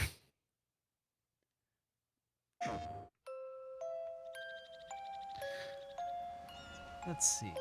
I need to probably My darling daughter, hide that. Emily There we and go. Chester are doing well. Your city kids are getting used to the Bloomtown way of life. Yes. I want to play this so They bad. I started haven't had time wandering all yet. over our peaceful town. I know. Besides, Oh, that's so cool. it'll do your kids some Creepy. good to meet some folk with proper manners. I mean, if this counts as a horror game, I can play it in Spooktober. Doing some small chores You know, around that's the not a bad house. idea. It'll Yeah, does get this rid count of as horror? excessive talking, I hope. Well, they're not bad kids after all. They don't go where they're not supposed to. I mean, there's like a demon summoning circle. And they That's even befriend horror some enough. local kids. Either way, Oh, they'll be fine. You know how nice and cozy Bloomtown can be. Ooh, I really like those like monster. you know, I think you can play this, Baku. That looks spoopy enough for Spooktober. All right, that's it. It's decided. I will play the demo for Spooktober. Oh yeah. Oh Oh, man. not the demo, because the game is actually coming out this week. What am I saying? I don't need a demo anymore. I know, right? We can just play the full game in September 24th, actually. Just in a couple of days. In 2 days, this game is coming out on all modern platform. There's literally nothing you can do to escape from this game. Other than, if you play it on like mobile phones. In which case we're very sorry. It's not on mobile yet. But boy, do I feel like this game can do well on mobile. Okay, so next up, two more games. We got a game called The Nameless Slay Dragon. It's a game book adventure style turn-based RPG. It looks really cool. And if we had time, I'd show you the trailer, but we don't. So this is coming out on 9/26, releasing on PC via Steam with a Switch release in a later time. Again, all the trailers you can find in the description after the show, so please look at them at your leisure. All the games that we're talking about right now that's releasing, they all look super interesting. So I would, definitely recommend taking a look at it. This one, maybe we will also look at the trailer. I don't know, because the last game that we have on that's coming out on September 27th is called Reynatis, and this is a new action RPG from Furio and Nisa, featuring two opposing protagonists, a young wizard seeking freedom and an officer seeking control and order. Conflicting views of the world, but they have to cross paths somehow. This is a very toony game. Can we take a look at this trailer, though? I mean, I think we should take a look at this. Sure. Oh gosh, you picked a 5.5-minute trailer, by the way. Oh, we don't have to look at all of it. All right. I think some folks want to see like the battle. Now I have played some of this. Embargo already dropped for this game, so some people already have some thoughts and opinions out there. I don't have mine out there just yet due to a mix-up with shipping, but I do have a plan to maybe do a little video thing talking about Reynatis before terribly long. So that's one of those other things that I was gonna be doing, but then had stuff you know, I'm not gonna lie, when I looked at the main characters and whatnot, I'm just like, so this is what FF15 wanted to be, and couldn't be. No, because FF15 or FF13 Versus, anyways, originally was supposed to be like a younger guy and like maybe like an older female protagonist, right? I don't know if there's any romance involved here, but and they're supposed to be coming from like opposing sides, and like even the aesthetics reminds me a lot of when we originally saw Versus. Well, yeah. So and here we are, like with a very similar. I mean, yeah, no one's like very similar, but at least somewhat familiar setting. So when I first saw this, I was like, so this is kind of FF15. I don't know, but actually takes place in the real world. But yeah, this is we talked about this game before when we were talking about like tuning design, and like I think the even Oh, the yeah. artistic director is like, oh yeah, no, like we're going full tuning, like this is Oh, not yeah. an insult, like this is Dude. what we're going for. Like for real, this what I've played of this game feels very much like, you know, you ever played through Kingdom Hearts and you're like, Mhm. yeah, Riku's such a badass, you know, like, and then you're like, that whole thing about him embracing darkness and stuff. Like, Mhm. I like that. Like, this is the game for you. If you ever felt like, yeah, I need more like edge in my life, a little more like, you know, 13, 14-year-old edge. Mm. and Um, and jiggle physics. It's got those too. So it's the like, day of Reynatis. So that's where Mm. the name comes from, I guess. I suppose so. When the power of magic is severed. Well, yeah, we don't have to watch this entire trailer. It's, Oh, it's okay. 5 minutes long. So, Yeah, just know that this game is coming on PS4, 5, Switch, and PC via Steam on 9/27. So a couple of days from today. 5 days from now. Looking forward to all these. Yeah, I had to like reshuffle the dates so that I was talking about in like chronological order, Derek. And then let me take this one as well, just because I don't want to mess up the order. We can talk about new game announcements, and there aren't that many new game announcements. And the I feel reason, like, of course, is yeah. because TGS is right around the corner, and they're all saving the games for TGS. I know. So, boy, next week is gonna be insane. So prepare for a lot of new game announcements next week, guys. Like, I don't know It's if you gonna be guys have nuts. been here in the previous 2 years, but it was just hours and hours and hours of watching trailers The and getting first all the facts down. the And first one was like a 4-hour show. So yeah. I both fear it, but also I look forward to it I because know. TGS always have some crazy news and like new looks on things. Like I am almost willing to bet that there's gonna be even crazier trailer for Sky remake for TGS that Falcon's probably saving for. They give you a little teaser just to be like, ooh, you know, it's out there, and then TGS, boom, here's like Mhm. the big trailer and like like hard dates on like when you can expect the game. That's what I'm hoping for. But we'll talk a little bit more about TGS later, including like how you can watch it, when the dates, who should you expect. But first, let's get back to the new game announcements, and there are only 3. Starting off with Paddle. Is it Fado? Paddle. I'd say Paddle Paddle. Labs. I think it's Paddle Labs. Paddle Labs announced a new co-op multiplayer roguelike action RPG, a mouthful, with a vibrant anime aesthetics. And I thought this game looked really cool. The game is called Starlight Revolver. Let's take a look at the trailer really quick. This is a whole new game that's being announced.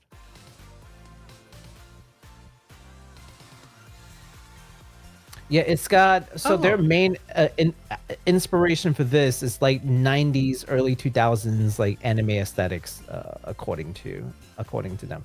It's going to be 4 different characters. It's going to be online multiplayer co-op, so not like an MMO. Yeah, 'cause we don't do MMOs. Okay, so I'm getting some like anime gauntlet vibes here. Yeah. Like initially, I don't know if that holds true or not, but There's fishing. Hey, so it is a JRPG. Yep, it's got fishing. No, I can definitely see the anime inspiration, and oh Jesus, that's the emoji. I do love the vibrant that they've introduced here. Just I don't know. It's got a little bit of oh, I forgot what the anime was called. Something in stocking. Panty and stocking. Is that it? Yeah. Is that the name? Yeah, Or- it's got that super vibrant color.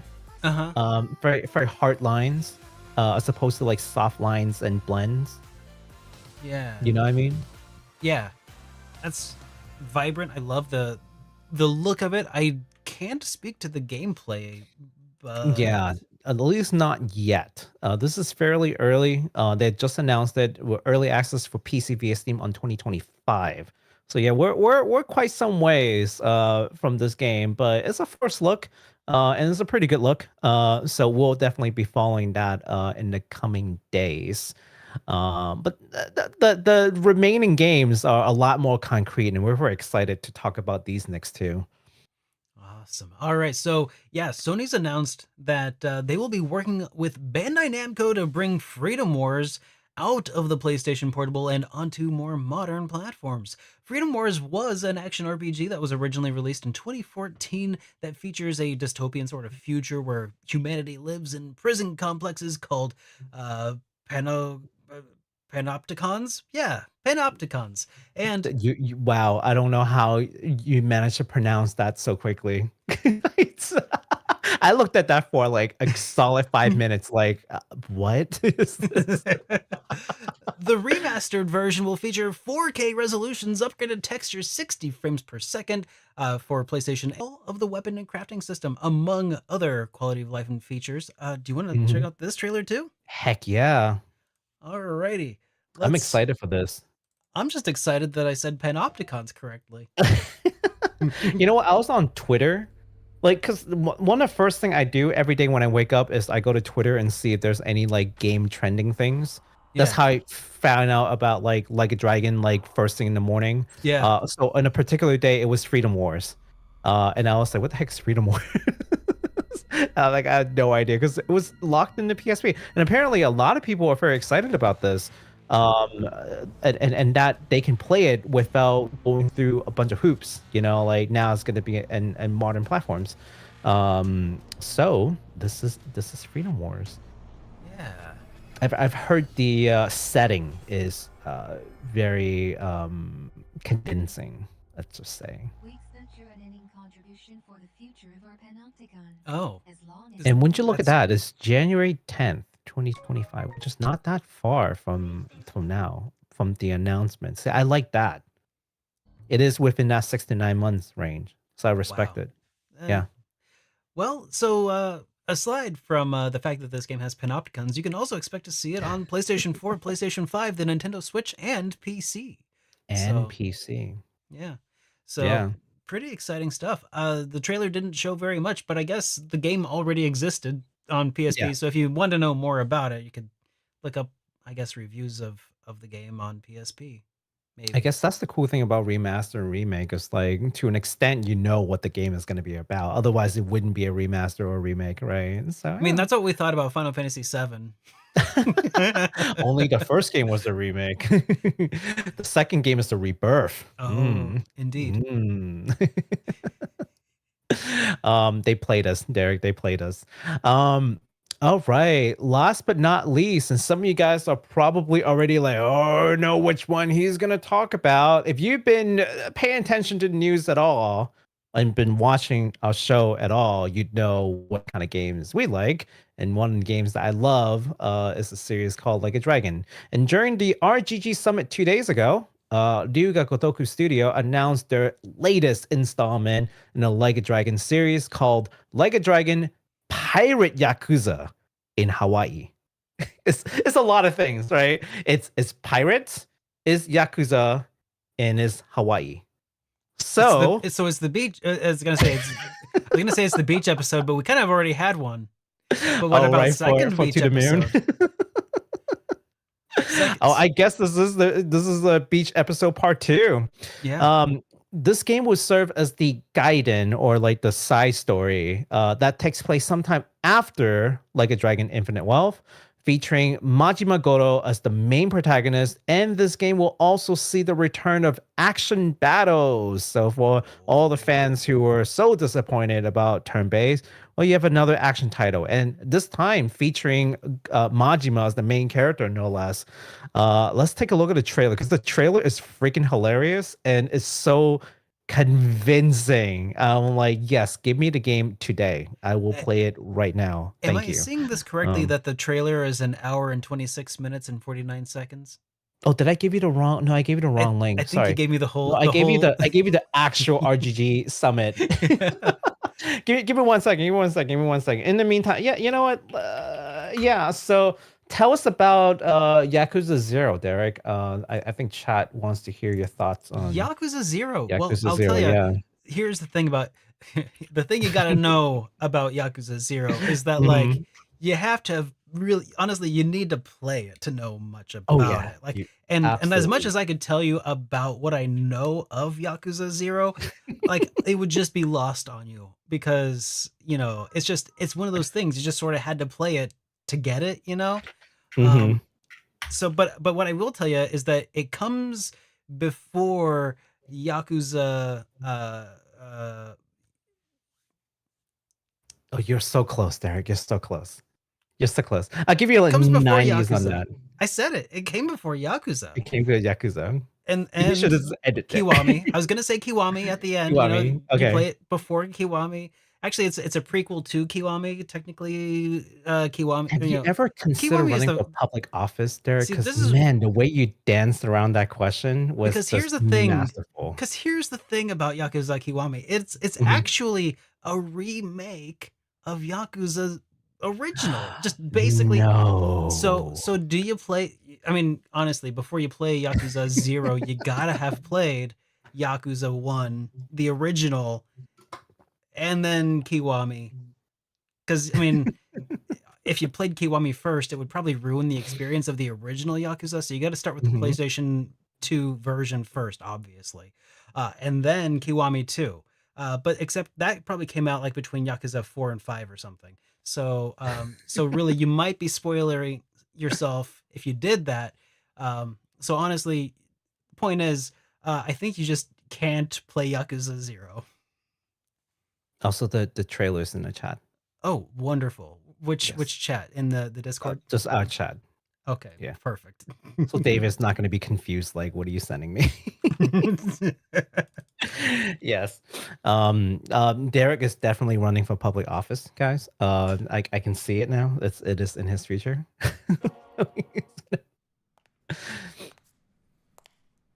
Oh man, I saw this trailer. Here's the thing, I though. geeked out so hard. Did I say anything incorrect? Not technically. Not technically. This game looks so good, guys. Oh my god.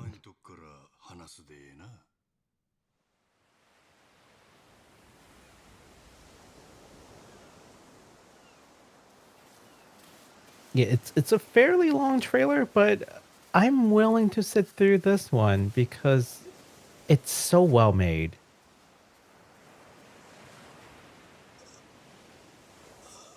So it's not like a back in time, old timey pirate.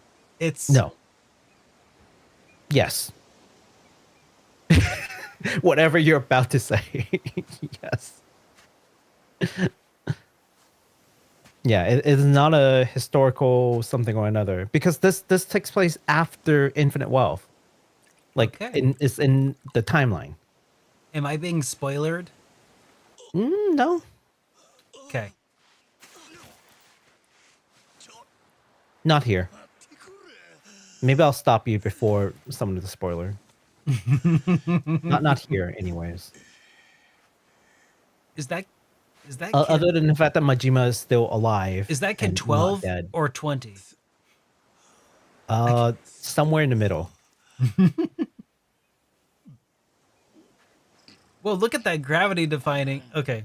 That was And a pet tiger, of course. Every kid has a pet tiger. What do you mean?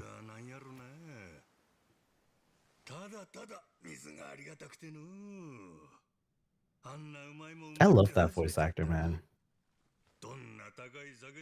Yeah, Majima anything is a good time.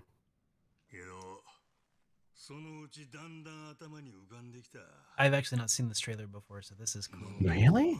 Yeah. I managed to live under a rock for that long.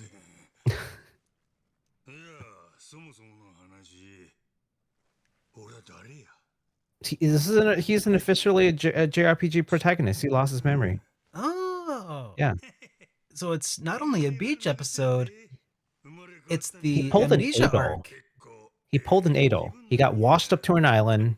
He lost his memory, and he has to like rebuild his strength. Along with a bunch of companions. Yes. Sure. I dig it.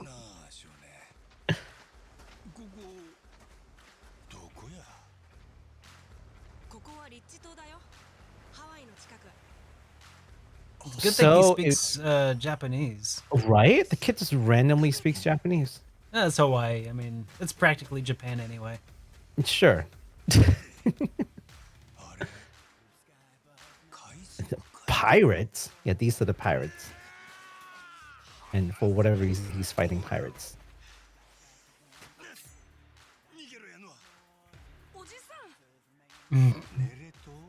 Okay, you want to pause here. Okay. Yep. Okay. Yep. No Yep. spoilers Okay. for us. No spoilers for you. All right. All right. So, I mean, there's a lot more to the trailer. Feel free to look at it. If you don't care about spoilers to Infinite Wealth. But yeah, but it's the trailer gets crazy. It shows off a lot of things. I am extremely hyped, maybe to an unreasonable degree, and is slated for February 27th, 2025. For PS4, 5, Xbox One, Xbox Series, PC via Steam. So basically anything but the Switch. And it's and again, 6 to 9 months time frame is freaking perfect. I like this new approach with these guys now. They're just telling you things 6 to 9 months out. It's absolutely perfect. It's enough time for me to get hyped over, but not so far that I will forget you. There is a digital version, digital deluxe, there's physical edition, and collector's edition that is running for like $130, which I'm kind of debating over because like the physical goods up, but I do love the series, so I'm kind of right now. But there are multiple versions. Pre-orders are already open in your favorite retailer, and of course also through RGG themselves, I think. So please check that out. Again, all the trailers that we have featured today will be in the description after the show. We'll put it in along with the timestamp, so you don't have to ask. They're all going to be there for your viewing pleasure. So that's pretty much all we've got for new games, because again, next week is TGS, so they're probably keeping a lot of things under wrap so that they have some kind of surprise and substance through TGS, of course. But you know what, since we're talking about TGS, maybe we'll talk about it really quickly right now. I mean, it was a point further down, but I can just bring it up now. Okay. So let's talk about industry news. Let's talk about TGS. So TGS 2024. The main thing that we really want to bring up to you is the fact that it is happening September 26th through September 29th, I believe. So over a span of 3 days. 4 days, actually, span of 4 days. And there's a lot of things you can expect. There is your usual suspects like Nintendo, Xbox, Sony. Of course, they will be there. But also game developers, Square Enix, Capcom, Konami, Koei Tecmo, Falcom, you name it. Any major developers, they've ever played their RPGs, they will be there and they'll share their latest and greatest. It's gonna be a lot to take in next weekend when it comes to news. Like, they basically stay silent for like the last 2 months just so they can like unleash everything on us on TGS. And we know this because that's how they operate. That is their MO every year. So please expect a lot of news next week. And if you want to watch TGS 2024, it's actually available on YouTube, and you can actually find their schedule. They've released a schedule of like the panels and all that. It's going to be like an all-day thing for days. For Falcon specifically, they're gonna have like the JDK band play, I think, man. again. So it's like not only do you get to see like games, but like there are gonna be like free concerts somewhere along the way. So for Falcon fans who really like the JDK music, there's gonna be the JDK band who will play. I think Square Enix is also doing like a music thing at some point or another. So I'm excited to watch all this. It's gonna be kind of a festivity, especially for our viewers who I'm gonna guess that you have at least an interest in JRPG if you're watching us. And wouldn't you believe it? These companies are the major powerhouse that release a lot of our favorite JRPGs and their sequels and so and so. So please expect a lot of interesting things to come out from TGS 2024. We'll have to link to the show, I think, is on YouTube, so we can link it without getting in trouble, hopefully, to the TGS, so you can find it again once we update the description and stuff. Next up in the industry news, now it's going to get longer. What the heck is going on with Sony? What's the deal can with we talk Sony? about Sony for a second? Okay, but for real, what is the deal with Sony? Because I have successfully lived under a rock for the past 3 weeks, and this is all news to me.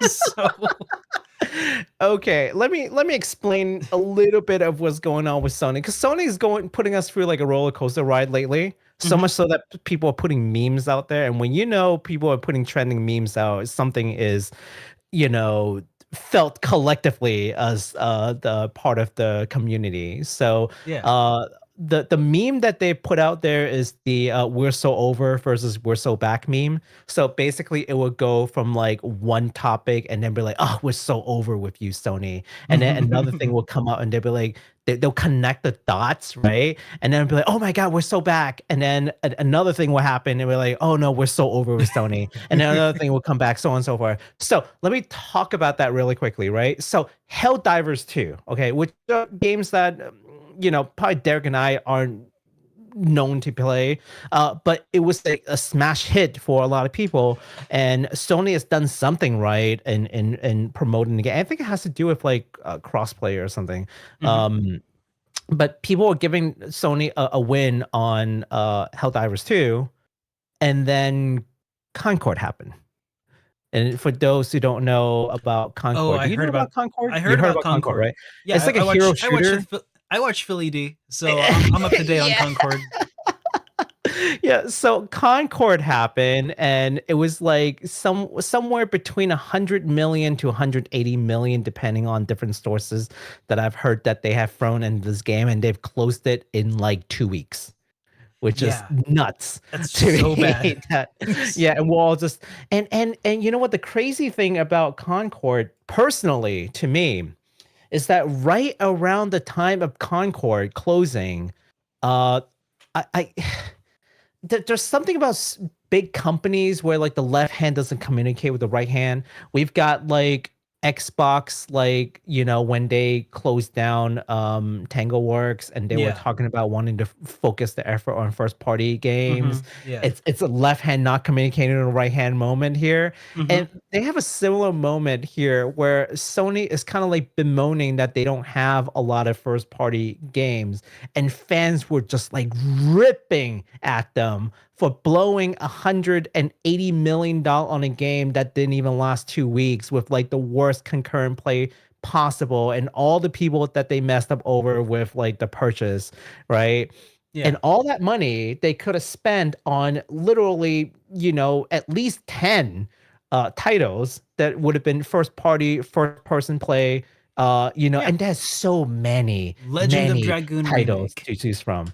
Yeah. Oh yeah, sure. There's that. I mean, there's like Gravity Rush for a little bit more modern thing. There's so many. There's so many titles they could have picked to invest some of that $180 million in to get some first party title that they're like crying, oh, but we don't have first party titles. Well, I don't know. Maybe don't throw all the money in a basket. Looking at you, Square Enix, because they had done similar things in the past. It's almost like these guys don't learn. But hey, nothing like live service games to really make that money, though, right? Mhm. So that is the we're so over with Sony moment. Yeah. And then Astrobot came out. Oh yeah. And now all of a sudden we're so back with Sony again because Astrobot is of course a first party game with like a new Sony mascot. So I think Astro is the name of Yeah. the bot. And Uh-huh. it was a game that bundled with your PS5, right? It was like Astro's like Astrobot. Playroom or something. Yeah, Astro's Playroom. Yep. That Yeah. came with So the they came up PlayStation with a full 5. game It's called a lot of, Astrobot. yeah, it was pretty Yeah. fun. Yeah. So no, but so this is like a new game that they recently come out. And Yeah. the reviews are just like raving reviews. People absolutely loved it. It was very nice, smooth. It was very fun. They just sort of brought back like the fun, right? And then everyone's like, "Oh my god, we're so back with Sony again." And then they announced PS5 Pro with the $700 price tag and like no disk drive, and then everyone is crapping on Sony all over again. You see where I'm going with this whole roller coaster thing, right? Like it's kind of like, what are you doing, Sony? What are you doing to? I find it hard to be mad about the PS5 Pro thing. Mhm. Like, I don't know. I cannot bring myself to be mad about that. I hate that it doesn't come with the disk drive and you have to buy it separately. That's like my biggest gripe with them is that They already did that with personally. the digital only version of the console though. But the So Pro version is supposed to be like the the ultimate. latest and greatest on one package. Like no, what's the word? Like no hose bar. Just like no limits. Compromises. No compromise. Thank you. No Yeah. compromise. And then never mind the price tag, right? Like we can argue about like price tag all day. Is it Mhm. worth? Is it not worth? But seriously, no disk drive? Like, come on, just throw that in there. Just throw it in there. It should be again, no compromise, right? But Mhm. no, just so you have to buy separately. You can install it yourself. And some people actually fell for like because they thought it's being sold out everywhere, so they actually paid premium to buy on eBay when in fact it's not even being sold out Oh anywhere. no. I So- know, like people are paying like double the price on eBay to buy it, and then they're like, "Yeah, but why would you do that? It's not even sold out anywhere yet." Like, what? A fool and their money are easily separated, right?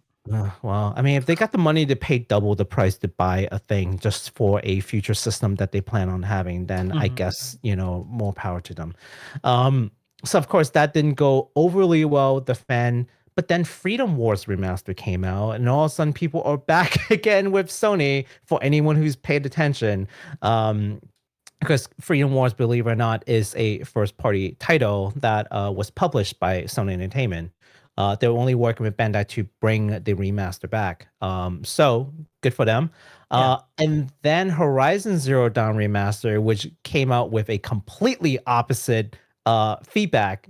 Like no one wants this thing, apparently. I don't know. I've never played Horizon Zero Didn't Dawn. Zero Dawn just come out? No, you're thinking about well, okay, it's not an old game because I think it's a PS4 launch title, I think. Really? But the one that you're thinking about is the sequel that didn't Okay. come out too long ago. But they're remastering it for PS5, and people are like, why? Like no one wants this apparently. I don't know. But I'm just reporting the news. I gotcha. And then most recently, we're all back with Sony again. You know why? Why? They just announced the 30th anniversary design for the PlayStation Oh yeah, 5. that. All Uh-huh. those accessories. It was like 2 controllers, a bunch of other things, and it was like all original Sony gray theme. And all of a sudden, all the fans are back again. I mean, Just I mean, I like the design. I love the original Gray, but it's just this roller coaster here. It's a lot of I, feelings that Sony fans are feeling in these like past 2 months. you know, I'm I'm really glad that I kicked my smartphone habit right about now, because that sounds like all so trivial stuff to be wound up about. Like, I don't want it, don't buy it. Or if you do, cool. I just whatever. Like, I don't know. I love it. I think Sony is. So what is going on with Sony, guys? Like, what are you guys doing? You guys are pulling the good old Square Enix on me, because that's how I feel about Square Enix and their game releases. Like, Yeah. I'm so back with you. I'm so gone. I'm so back. I'm so gone. I'm so back. I'm so gone. I mean, Like, I wasn't gone over Concord. I didn't even know that Concord existed until I heard about people like I feel like that's how most people found out that Concord existed, was when it was mhm. taken down. And I think it only gained traction as news because it's a meme you basically about know, how bad it failed. Like, who was upset that it sucked or that it went and the disappeared? people who bought the game. Well, get a refund. It's not. There's no refund. No refund? No refund. Refund. You can't just charge back on your credit card if you bought it on a I credit mean, card? now you bought physical edition. What are you gonna do? Yeah. Yes, it's played. It's open. You can't return it. Yeah, Yeah. okay, that does suck, but, I mean, it only Mhm. affects 15 people apparently. Like, I mean, yeah, I don't it know. sucks, yeah, but It's just the it sucks thing a about lot for a few people. That's what I'll say. It sucks a lot for a few fair. people. Mhm. Oh, they did refund everyone. Never mind, there is refund. I thought there Oh, wasn't okay, refund. Sorry, cool. I got it mixed up. I apologize. It was a different thing that recently got canceled that didn't get refund. I think it was like Ah, okay. Blue Archive or Blue Protocol, one of those. It's a mobile game that they were trying to push with Amazon, and they Okay. sold these packs and stuff, and people are not getting refund there. Sorry, Oh, I okay. got it mixed up. But the whole thing about Concord that actually bothered me the most was when they were bemoaning that they didn't have like a lot of like as part of their strategy, right? They're Yeah. talking about their strategies like, oh, we don't have a whole lot of first party Oh, okay. IPs or games The that are it was the juxtaposition of that yeah. announcement And paired then with we're just kind of like, okay. well, if you didn't blow like $180 million in a hero shooter, you could have plenty of IPs that you have killed off. Like, you did this to yourself. You made the decision to kill all these things off. It's not like we don't like them. We always ask for them to come back. Like, I can't count how many times people go like, you know what was a really cool IP? Gravity Days or Gravity Rush. Because it's sort of unique like aesthetics, the story is very compelling. The Legend of play Dragoon could be also. Yeah. Legend of Dragoon. Yeah, let's bring it Will back. we ever see a Legend of Dragoon 2? I would rather see a Legend of Dragoon 0 personally. Legend of Dragoon 0? Is that gonna be like the prequel? Yeah, yeah, Yeah. because Legend of Dragoon takes place and there's like all these dragon knights or dragoon Mhm. knights, and they're like inheriting the powers from the old dragoon knights. And I'd like to Mm. see the story of the originals. That'd be pretty sick. But I would love to see like a remake of Legend of Dragoon. Like, keep the story, because like there's so much like performance issue with the old game and mhm, lots of little bugs and glitches. I was like, look, just give me a whole new thing. yeah, I would definitely play it. It was a super cool concept, super cool IP. But you know what? Again, Sony doesn't like IPs. They don't care about first person games. And then when their like live service thing doesn't work out, they cry about it. And I'm like, yeah, literally cry more, because yeah. you could have Live had all service is not the these. way. Yeah. You could have had all these. You made the decision not to do it. So I don't know what you're crying about now. Hmm. Hopefully they learn their lesson and be like, you know what we should do? Do what Square Enix is currently doing, I think. Or at least my interpretation of what Square Enix is doing now, which is to revitalize their IP. So remember how they recently came out with Visions of Mana? They're Yeah. coming out with Romaine Saga 2 Yep. remake. Yep. They're trying to re-energize like the community and come out with like new games for the future. of their IPs, like Saga and Mana, respectively, that are some of the oldest, spin-off from Final Fantasy and standalone franchise that they have. Well, they're trying to rebuild those like things, and not with like a money grab like mobile game this time. Like, thankfully. So good on them for taking that plunge. And you know what? Romance Saga 2, just so I've seen people play demo. It looks amazing. I am so excited for that game. I was a little worried about how that game was going to play. But boy, I've seen the demo. It's good. It's good. Yeah. Like, I'm like, how much money did you spend on this remake? Because I think you've spent more than I thought like Square Enix would on it. So it looks really good. And it plays pretty good too, from what I've seen. So that's what's going on with Sony. Kind of crazy to me seeing the fan reaction on Twitter.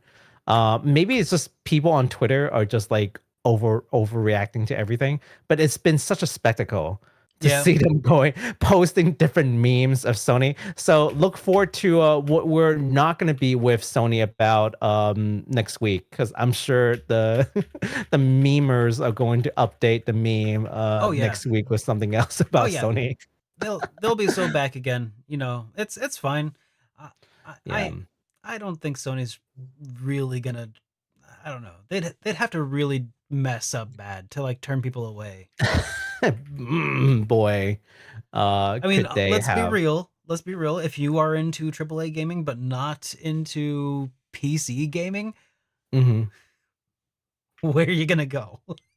Xbox, duh. This is the Switch, the Super Nintendo Switch. That's going to be reviewed in TGS, I'm sure.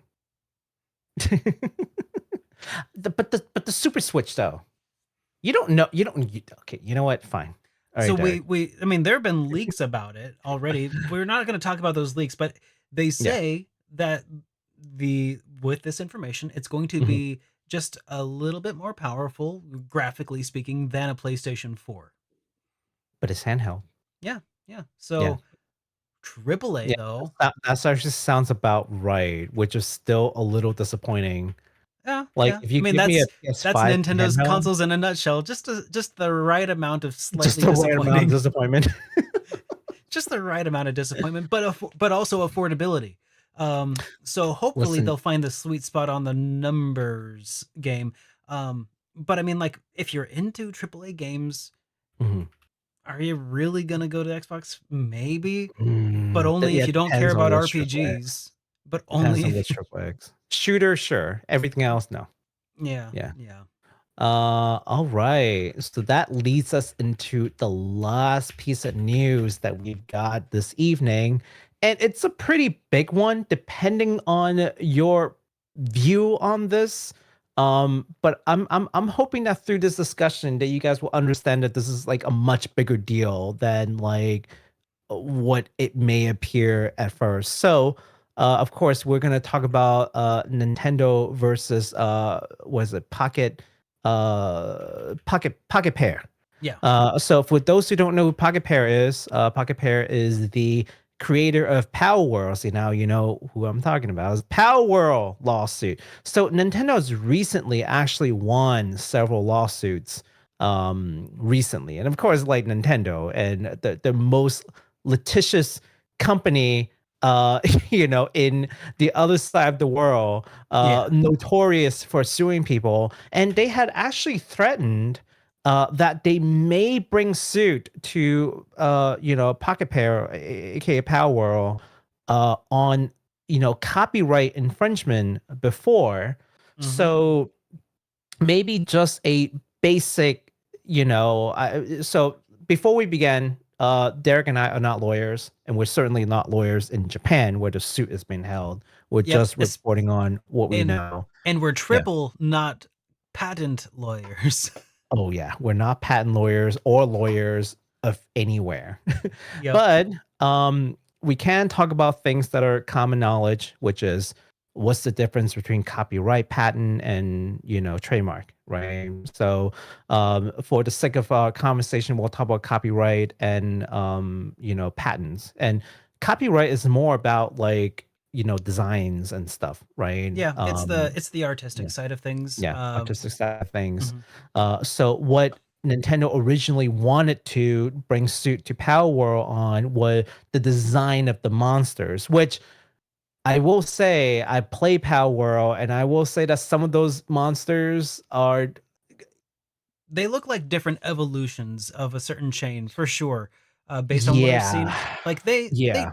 there are some who certainly bear resemblance, hmm but It's uh like, oh, you're really like in a gray area. It's not like a clear cut, like, no, this is absolutely not even remotely close. You're oh crazy, yeah. Nintendo. Oh yeah, But at there the is same time, it's certainly like, merit. Uh-huh. yeah, but at Yeah. the same time, it's like it's not a guarantee win for you either. It's like I can kind of see either ways with this one.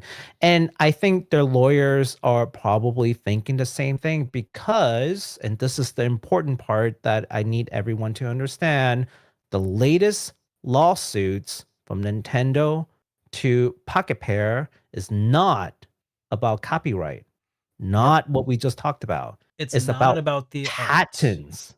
Yep. Yes, and that's the dangerous part and the important part. Um, Yeah. so patents are more about inventions. So if you hold a patent on certain things, you probably invented a certain thing or a creative use. I mean, it's not just a creative use of something because Mhm. that's not patentable. And I'm speaking on this as I've asked my patent examiner friends, because I was kind of curious as to what their thoughts are on this. So I had reached out to some patent friends, as I mentioned on Twitter, and people were probably like, "What do you mean by patent friends?" I mean like examiners and lawyers. So how the system works in America and for most of the countries that we do business with is that you have a person who will file a patent, they'll go through a patent attorney who will file the, claims for them, and then examiners will examine the claim and either accept or reject. Simple enough. So I've talked to both sides. I've talked to the lawyers and I've talked to examiners on what they think. Unanimously, they think that these patents, if it was in America, would have been thrown out in a minute. Mhm. Nothing in these claims that we understand so far would hold water. They would not have gotten their patents to begin with. But the crazy thing is that they have been able to get in some patents, and now they're going after Pocketpair on things that are effectively, from my understanding, simply a creative use of existing mechanics, Mhm. which are things that shouldn't really be patentable in a perfect world. But Yeah. somehow, and the last time that we had granted, and this is coming from my examiner friend, the last time we had grant any kind of like game mechanic patent was like in the 90s for a game that you and I probably know pretty well, which is the shooting loading screen for Tekken. Oh, yeah. So, and in that respect, there were some tied to hardware manipulation. And my friend did this whole explanation. It was like an hour. So I'm going to not repeat that here because I wish I'd had him on. So here's my patent examiner friend who will tell you about patents. But basically, uh, and the only way that they had gotten that was that they had to be very specific about how that software, works with the hardware side of Mhm. things, where the RAM is effectively loading things, and you are having the software thing that plays so that people can wait through the screen while like hardware is loading, the next set of things, right? Yeah. Yeah. So there's that interplay. We don't think anything here falls under that category. It is simply multiple existing mechanics, and here's our use of it. And my understanding is that the patent is also relatively new. It is not like a super old patent either. So there's a lot of weird things It's that's going on here. so from a certain Um, perspective, it kind of looks like Nintendo is being a bit of a patent troll against Palworld because Palworld mhm, ate their, ate their Oh yeah. dinner. They're not happy about it. Hmm. Yeah. And that is exactly, you've hit the nail on the head, and that is exactly what we all should pretty much worry about when it comes to patents. Because um when it comes to copyright, it's harder to get like your injunction. Hmm. It's harder to prove like two designs are in fact some kind of a ripoff, right? Yeah. It's so hard. But when it comes to patents, if you're a patent holder, um, you have a better chance of winning. And with Nintendo's track record, they're really going for it because they know they have a good chance of winning. My understanding is that Nintendo has never lost a single case. It's not like they have like a Um, 50-50 chance. Like they haven't lost a single case. Nintendo did lose, at least not. I mean, maybe in American courts they've lost. Oh no, in Japan. Okay. But this is where the suit is held. Because I'm thinking of like Galoob, I'm thinking of like Blockbuster. Galoob is the people who made Game Genie. They've lost in Mhm. American courts. In the case of Galoob, they went under anyway due to the burden of legal fees. But Mhm. um, so Yeah. Nintendo, I mean, even when they lose, they still win sometimes. So Yeah. yeah. Um so um and here's the part that is the danger, right? So let's go back, right? Um let me just clear the air a little bit and say that if and from that's just from every legal professional I've talked to who are in the patent world, they've all collectively told me basically that if Nintendo try to pull this in America, they get thrown out in a heartbeat, Mhm. right? Like three of my patent friends are just like, yeah, I would have thrown this out in like three separate things. I would have thrown Yeah. these things out. Like there's no way in chance in hell that they would have gotten through, let alone had the case thrown out. Yeah. But we're not talking about America. We're not talking about Europe. We're talking about Japan. We're talking Japan, about it's very different. Yeah, we're talking about a Japan's very very different. not Yeah, only is it Japan very different, but let's also not forget the fact that Nintendo's a pretty big player in Japan. As even far in as the like politics of Japan. So when they're going after people, they have a very high chance of getting what they want. Um, and this sets a very dangerous legal precedent in yeah. Japan. And we were just talked about TGS. We're talking about all these developers who are in Japan. Um, we're just preparing for the worst, right? We're not saying it will happen. But if this goes through and it sets a precedence that you can just kind of sue people over game mechanics that shouldn't have been patentable to begin with. Uh, can you imagine the different law? Like, can you imagine owning the patent because of previous use clauses I know. for a JRPG or like a role playing game Or how or like about something just conceptual? or how about Like, the first person shooter to use that specific like dual stick control scheme with like yeah. strafing on the right and like could you imagine like that? How about patent on fishing mini games? Who was the first person to do a fishing mini game in Japan? That I person I would can now riot. patent it and then sue everyone who puts a fishing mini game in their games. I would Like, that's riot. nuts. I personally, single person, I would riot. Like it is chaotic. Like this decision could I'm not trying to I'm not trying to oversell you on how worried I am about this. Like the more I learn about this, the more worried I am about the outcome of this. And it's scary because Nintendo has decided to take action Yeah. because they know they will win. If it was any other company, I'll be like, we'll see. Like we'll see. I mean, maybe the courts will be like, no, get out of here. This is stupid, frivolous, get out. But it's Nintendo in I know. Japan. They wouldn't do this unless they have a very high level of certainty that they will win. And if they do, it sets an extremely dangerous precedent in terms of like game development in Japan. And that has me very worried because, again, a lot of our favorite franchises are by Japanese developers in Japan. And wouldn't you know it, they're in the Japan's like jurisdiction of things. So, if Palworld, if Pocketpair was based in America, they wouldn't have this issue. That's the crazy thing.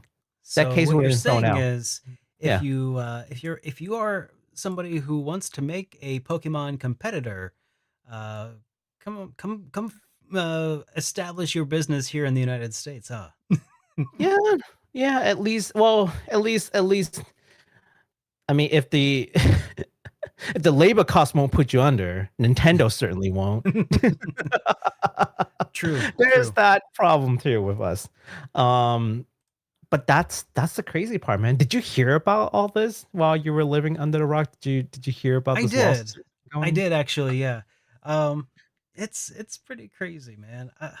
But I mean, it just sounds like patent trolling, and like Mhm. Nintendo's throwing their considerable weight around, and Oh I yeah. get it because could you imagine being Nintendo, or Mhm. rather the Pokemon Company, Yeah. Game Freak? Like, I guess it's really the three of them all kind of together, mostly probably Pokemon Company and Nintendo. Um, Mhm. but if you didn't defend yourself in some way from this, how many people would you be inspiring to make, start making more brazen knockoffs of your IPs? Like, once Yeah. this is done, like, granted, this is probably not as if Pal World is successful, it is not Mhm. only because it riffs on Pokemon. I mean, that's probably one Yeah. of the things that makes it stand out, but it's not just like, oh, it's kind of like Pokemon. Because if it was, Digimon would be successful. But Mhm. but but But it's I feel like not. this is like a very evil endeavor too, right? Like I It just does want to feel bad, yeah. express that too, because this is not, again, if they were going after like copyright, they feel like their designs are just too similar, just a hair too similar, and Mhm. we really want to draw the line in the sand so that we don't have another 10 games who just decides to like pick two of our monsters, merge them up, and then say it's brand new, right? I get it, right? But Mhm. patents is different. They're claiming that they invented something that shouldn't have been patentable. Yeah. It lacks inventiveness. Yeah. My friend gave me this perfect example. He says, imagine a clock with a hammer attached to it. Okay. And when it rings, the hammer smashes the clock. Okay. Is that Uh-huh. a novel product? Sure, but it's based on two existing concept, the clock and the hammer, Yeah. that should be obvious.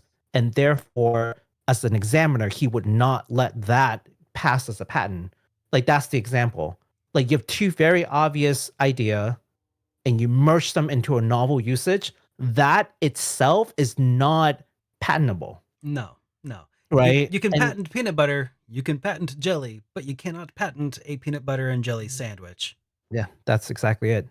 And that's where the evil part comes in because how the heck did they even get that patent is very questionable. Yeah. um so So, yeah, to I Mr. Inval's point, that was the summary of my maybe 4-hour conversation with a bunch of patent friends. I've a surprising amount of patent friends in DC area. But it was super interesting listening to all this. But the takeaway today is that we should keep an eye on this and don't just assume like Nintendo is the family friendly, happy go lucky people who just bring joys like Disney. It's like, no, they are.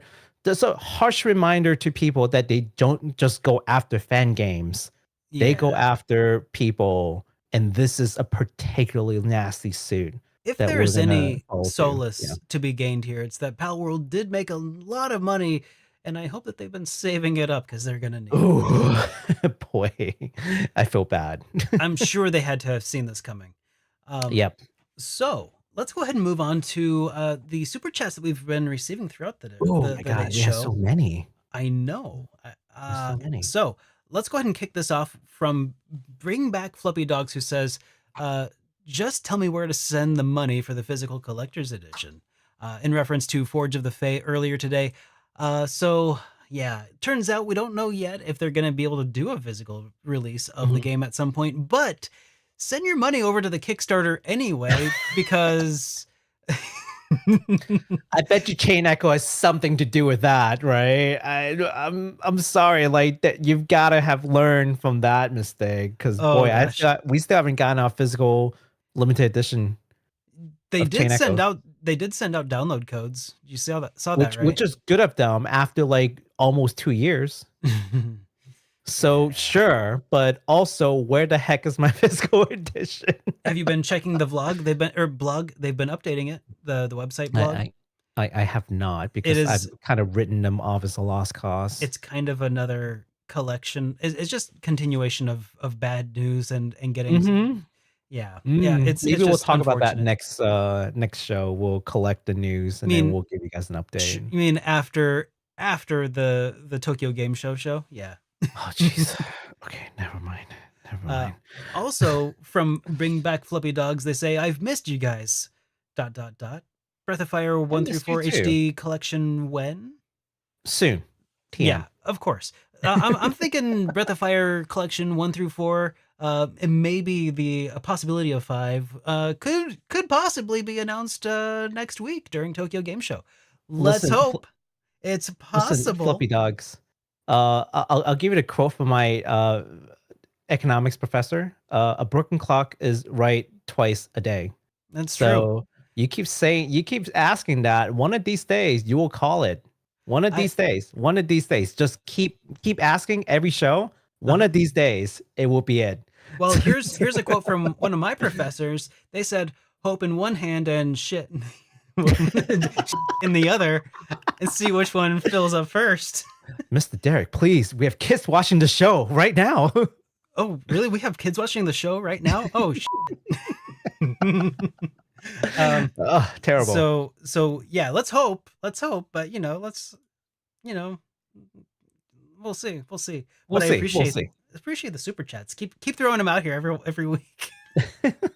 We'll keep you up to date on that specific bit of news. You bet. Yes. From Alvaro, we got a question here. What did you guys think about the PlayStation 5 accessories with the PS1 colors? They said, unfortunately, I'm getting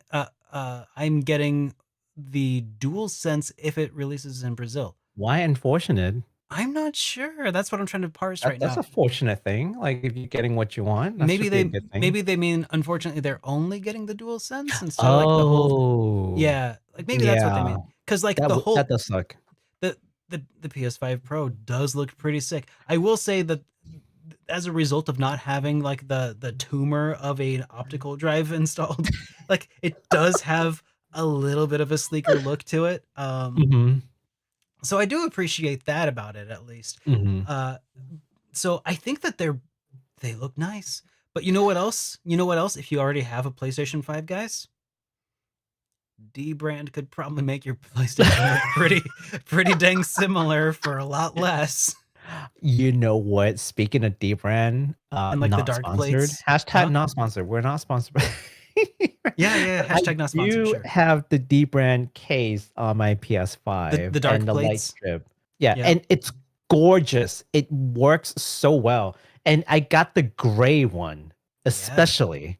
So I'm just like, I don't feel like I'm missing much other than like the PlayStation logo, I guess. I don't know. But the controller is tempting. I feel like D-Brand did something similar for the Nintendo Switch or something around the time like a special Zelda edition came out. Yes, they did. Yes, they did like a little riff on it, and then I hope that they do something for the dark plates, because that would be pretty sick. Yeah, I hope they do. Thank you so much for that. Oh, what do you think of it? I think that was like the main question. What are your thoughts on the PS5 and accessories? I mean, I'm not gonna get them. I think that they're cool. I mean, it's a cool throwback. If I didn't have one, maybe I would get that version. But that USB cable, actually, I was thinking about it. I'm like, what would I use it 4. It's got that like PlayStation 1 plug on one side and just like a USB cable on the other. I'm like, what would I use it for? But it looks so cool. Like it brings me back to my childhood. And yes, I know I'm feeding into my nostalgia. I know I'm part of the problem. I know. But it looks really cool. And I kind of want it. I don't even know what I want it for. Like, what would I use this? Probably nothing, but it just looks so cool. I want my PlayStation 1 memories, man. So if that gives you any indication as to what I think about the PlayStation 1 colors, I absolutely love the PlayStation 1 color. It's a lot of my favorite PS4 controller is actually the previous anniversary edition, which is just the PS1 color, but for a PS4 controller. It's still one of my favorite controllers because I just love the color scheme with like the colored like buttons on there too. It's very classic. Any case, let's move on to the next one. Yeah. So we got a couple here from Still Alive. So this first one, they said, what did you guys say, or what would you guys say RPGs that have come out in the past 10 to 15 years with the most mature storylines dealing with serious and complex topics like religion, psychology, etc.? So yeah, what are some, and he throws out Xenogears as an example. Okay. That's a tough question because the one that immediately comes to mind for myself is a game that's not out yet. Oh. Yeah. It's and I think I already talked about it a little bit here, but I do feel like Metaphor ReFantazio, from what I've played, is shaped, it's poised to be exactly that. Ooh. But Okay. Well, while you think of one, maybe I can talk about mine. Okay. I think a very obvious example for me would be Nier Automata, and the reason why I have so much respect for Yoko Taro, insane as he is, there's a lot of things in there that doesn't really make sense other than because Yoko Taro wants to see it. Like the fact that why do they wear heels? Why do the androids need to have genders? It's because he wants it. Of course. But there's a lot of like themes that he explores in there, and it's not just like kind of things where he throws in just to be pretentious. Like there's actually very legitimate questions that they're asking throughout their entire game. They ask about what does it mean to be human in general. Like that's the core question that they're trying to ask in this entire game.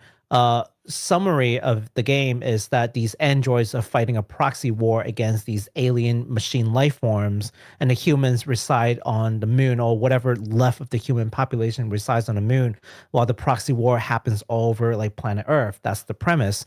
So they've made these androids that are, basically indistinguishable from human, other than their machines. They have their own thoughts, they have their own feelings, they back up their data. They can die, but then they can have their data like restored, and then they're back to their old selves. At what point is a thing human? And then on the machine side, they've assimilated information about Earth, and then they made these very convincing machines as well, called Adam and Eve. And are they human? Like, how about the other machines who live on the planet that have their own thoughts and emotions and their own lives, and they have like romance, they have all kinds of things that you would constitute as a human, but they're machines. So at what point do you make a thing a human and not a human? Those are kind of questions that they explore, and I think from a complex, mature, and if you want to talk about serious conversations, especially timely too, because we're always talking about AIs, right? So when is something sentient, right? When does something deserve rights as a sentient being? At what point, right? At what or is it forever synthetic? As long as it is not like natural. But aren't natural intelligence also created in a way?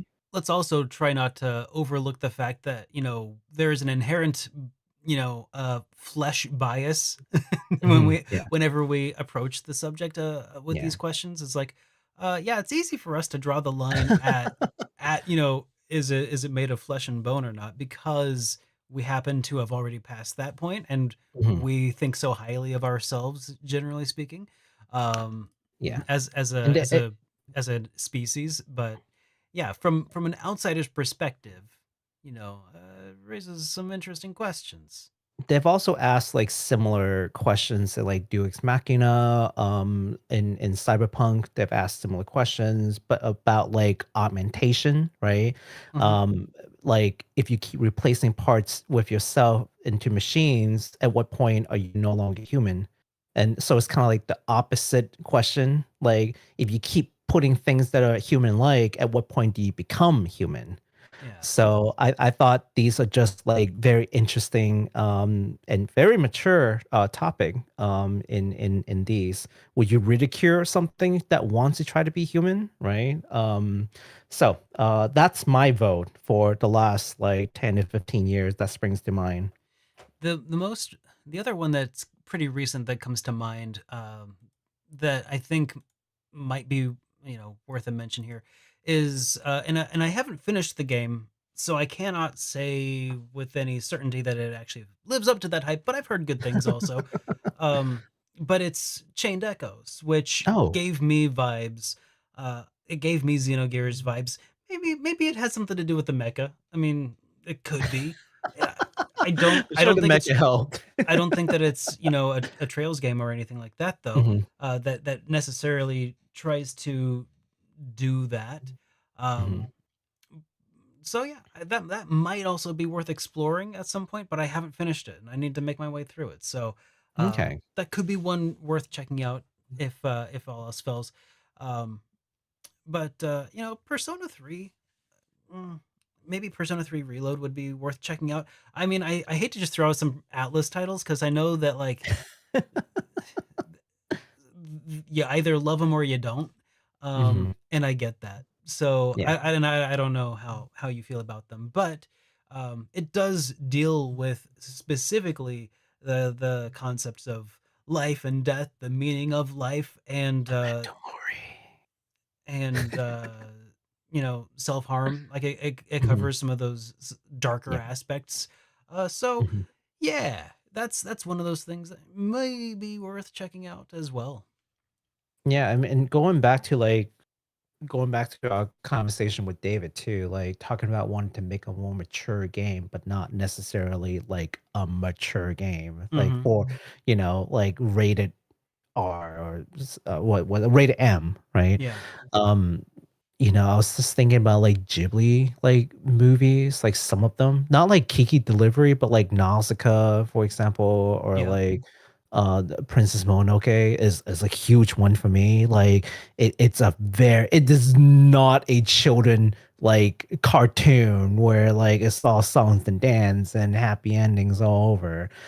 It's about human destruction of nature and how nature fights back, right? And Yeah. what should one do, right? Like what's the righteous thing to do?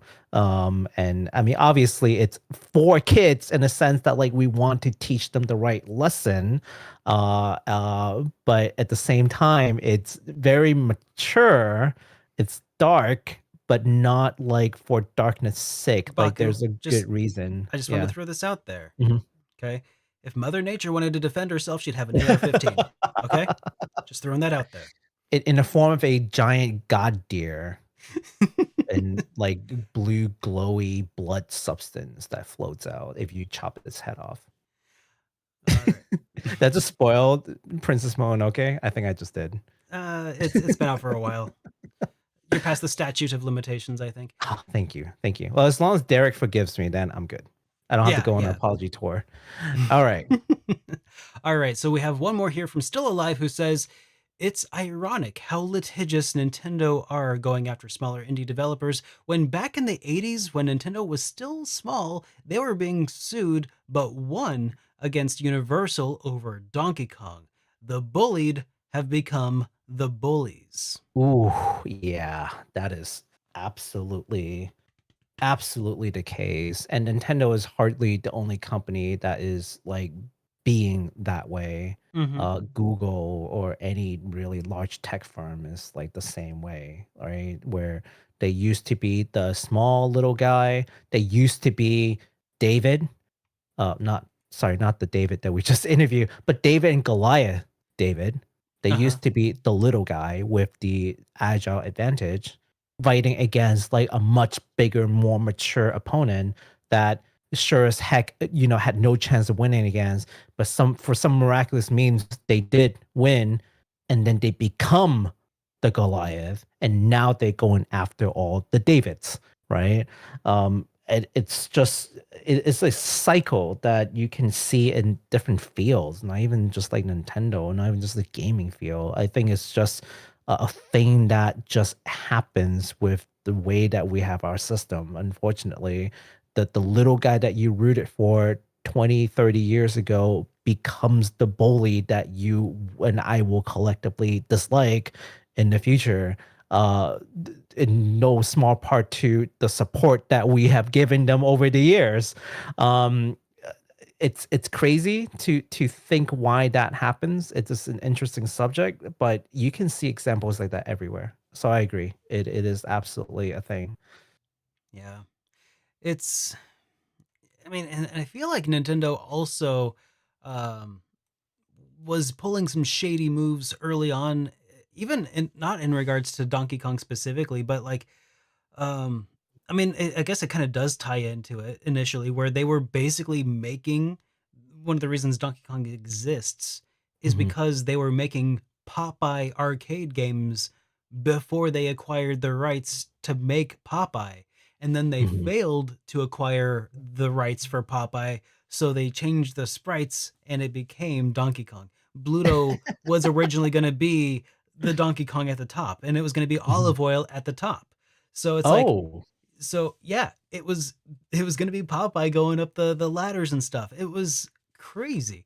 How so yeah, it's tied to Donkey Kong as well, but it's not just because of the Universal thing. Like Nintendo was like they were going full on like just, better to ask, forgiveness than permission back in the day. Yeah. You know what? And here's the thing, like, well, we say that about Nintendo now, but I mean, how many companies are doing that today, even? Like, think about like OpenAI. Like they're I Oh think my they're doing gosh. a lot of that right now where they're just pulling all kinds of things for their machine learning that they shouldn't be One of my doing. videos was integrated into the Borg. There I'm sure it was. Yeah. you can I you can when you actually go go to and you can OpenAI search. No, there's and like a thing you can do a search for by YouTube channel, and it'll yeah. tell you how many of their videos and which videos have been uh, scraped and imported into the pile that they call Oh it. my God. Yeah, Yeah, it's the pretty wild. pile. Yep. So Um, I am officially immortal. I've been assimilated. you guys should all do like an Eagle search, and just an Eagle search. Basically, search your own name, search your Mhm. own like handles, and see what kind of things pop up. That's an Eagle search. And just search like OpenAI, and see like what kind of things you can pull up. Because Did you just tell I people to haven't done go it. Google themselves? Yeah, some people do. Okay. Some people do. Well, I mean, it's really to test like SEO, for Hmm. example, like for companies or for like famous people. Yeah. But like, I mean, you could do it for fun for yourself. Like, grab your handle, It's go to not fun when I Google, do it. just punch in. It's not fun when you do it. No. What kind of stuff happens when we search Super Derek RPG? What's the top search? I don't know. I mean, Everyone sometimes is looking sometimes that up people say nice now. things. It's just, sometimes they don't. Uh, I think your YouTube channel probably is the first thing that pops up if you search like Super Derek oh RPG. I yeah, think yeah. just probably your YouTube channel, and then like, because the fun thing is when you search photos, it's like, wait a minute, how did you get this picture? Who grabbed it? Or like, what? Like, why was this here? Or what associated photos you have to your name? It is That a little weird, yeah. yeah. Uh, so we had one more that came in through Twitch actually here. Wait, what? Yeah, yeah, because Oh, we're streaming on Twitch and we're streaming on the oh, two different YouTube channels. oh, Uh, right. yeah, so Okay. this one comes from Twitch. Epic Joe says, "Hey guys, hope you're having a great night." Thank you, Epic Joe. I'm having a Oh, I pretty was great night. waiting for more. I'm having a pretty great night. Thank you so much for asking. I was Baku, waiting are you for having a great night? question. I thought that was just the greeting, like, "Hey guys, hope you're having a great night. Here's my question." It's like, okay, and it was just silence. Like, where's the question? Thank you so much for not the super chat, but the Yeah. whatever super chat equivalent Oh on yeah. Twitch is. Bro Dude Yes. Man Bro says we're multi-streaming. What? Yeah. We're on. What? So I'll restate this. So we're streaming on the SuperDerek YouTube channel, Mhm. but HitPoint also has its own brand new YouTube channel where you can go watch and hang out. We have a few people hanging out over there right now, including Extra Life Reviews. Good to see you, dude. Yeah. And you could go be there or on the SuperDerek Twitch channel. Yeah, we're just trying to throw out all the lines and let people watch wherever they feel most comfortable. Yes. And when we're done, the live show will be available on multiple streaming platforms of choice: Apple Podcasts, Spotify, YouTube Podcasts. What else is there still? It's Uh, we're everywhere basically. But yeah. I do think that about wraps up the show for the night. Let's maybe just do a quick reminder about the Oh yes, Forge of the channel. Fae. No, well, okay, that too, because that's a Yeah. call for action, but Yeah. also our podcast channel. Yeah. So go check out Forge of the Fae on Kickstarter, as well as follow them, wishlist them on Steam. Links are in the description. But also, we have the HitPoint YouTube channel. Like I said, brand new. We have about 350 subscribers over there. Yay. And I think something special happens when we hit 500. I don't know what that is. It's been a while. So go check that out and follow and subscribe and do all that cool stuff. And Baku, have you got any last minute thoughts for the people? If I disappear at some point next week, it's because of TGS. Oh yes. All right, everybody. It's been a long show. I'll see you soon. Have a great night, everybody. Bye. There we go. Nope, that's not the button. Here's the button.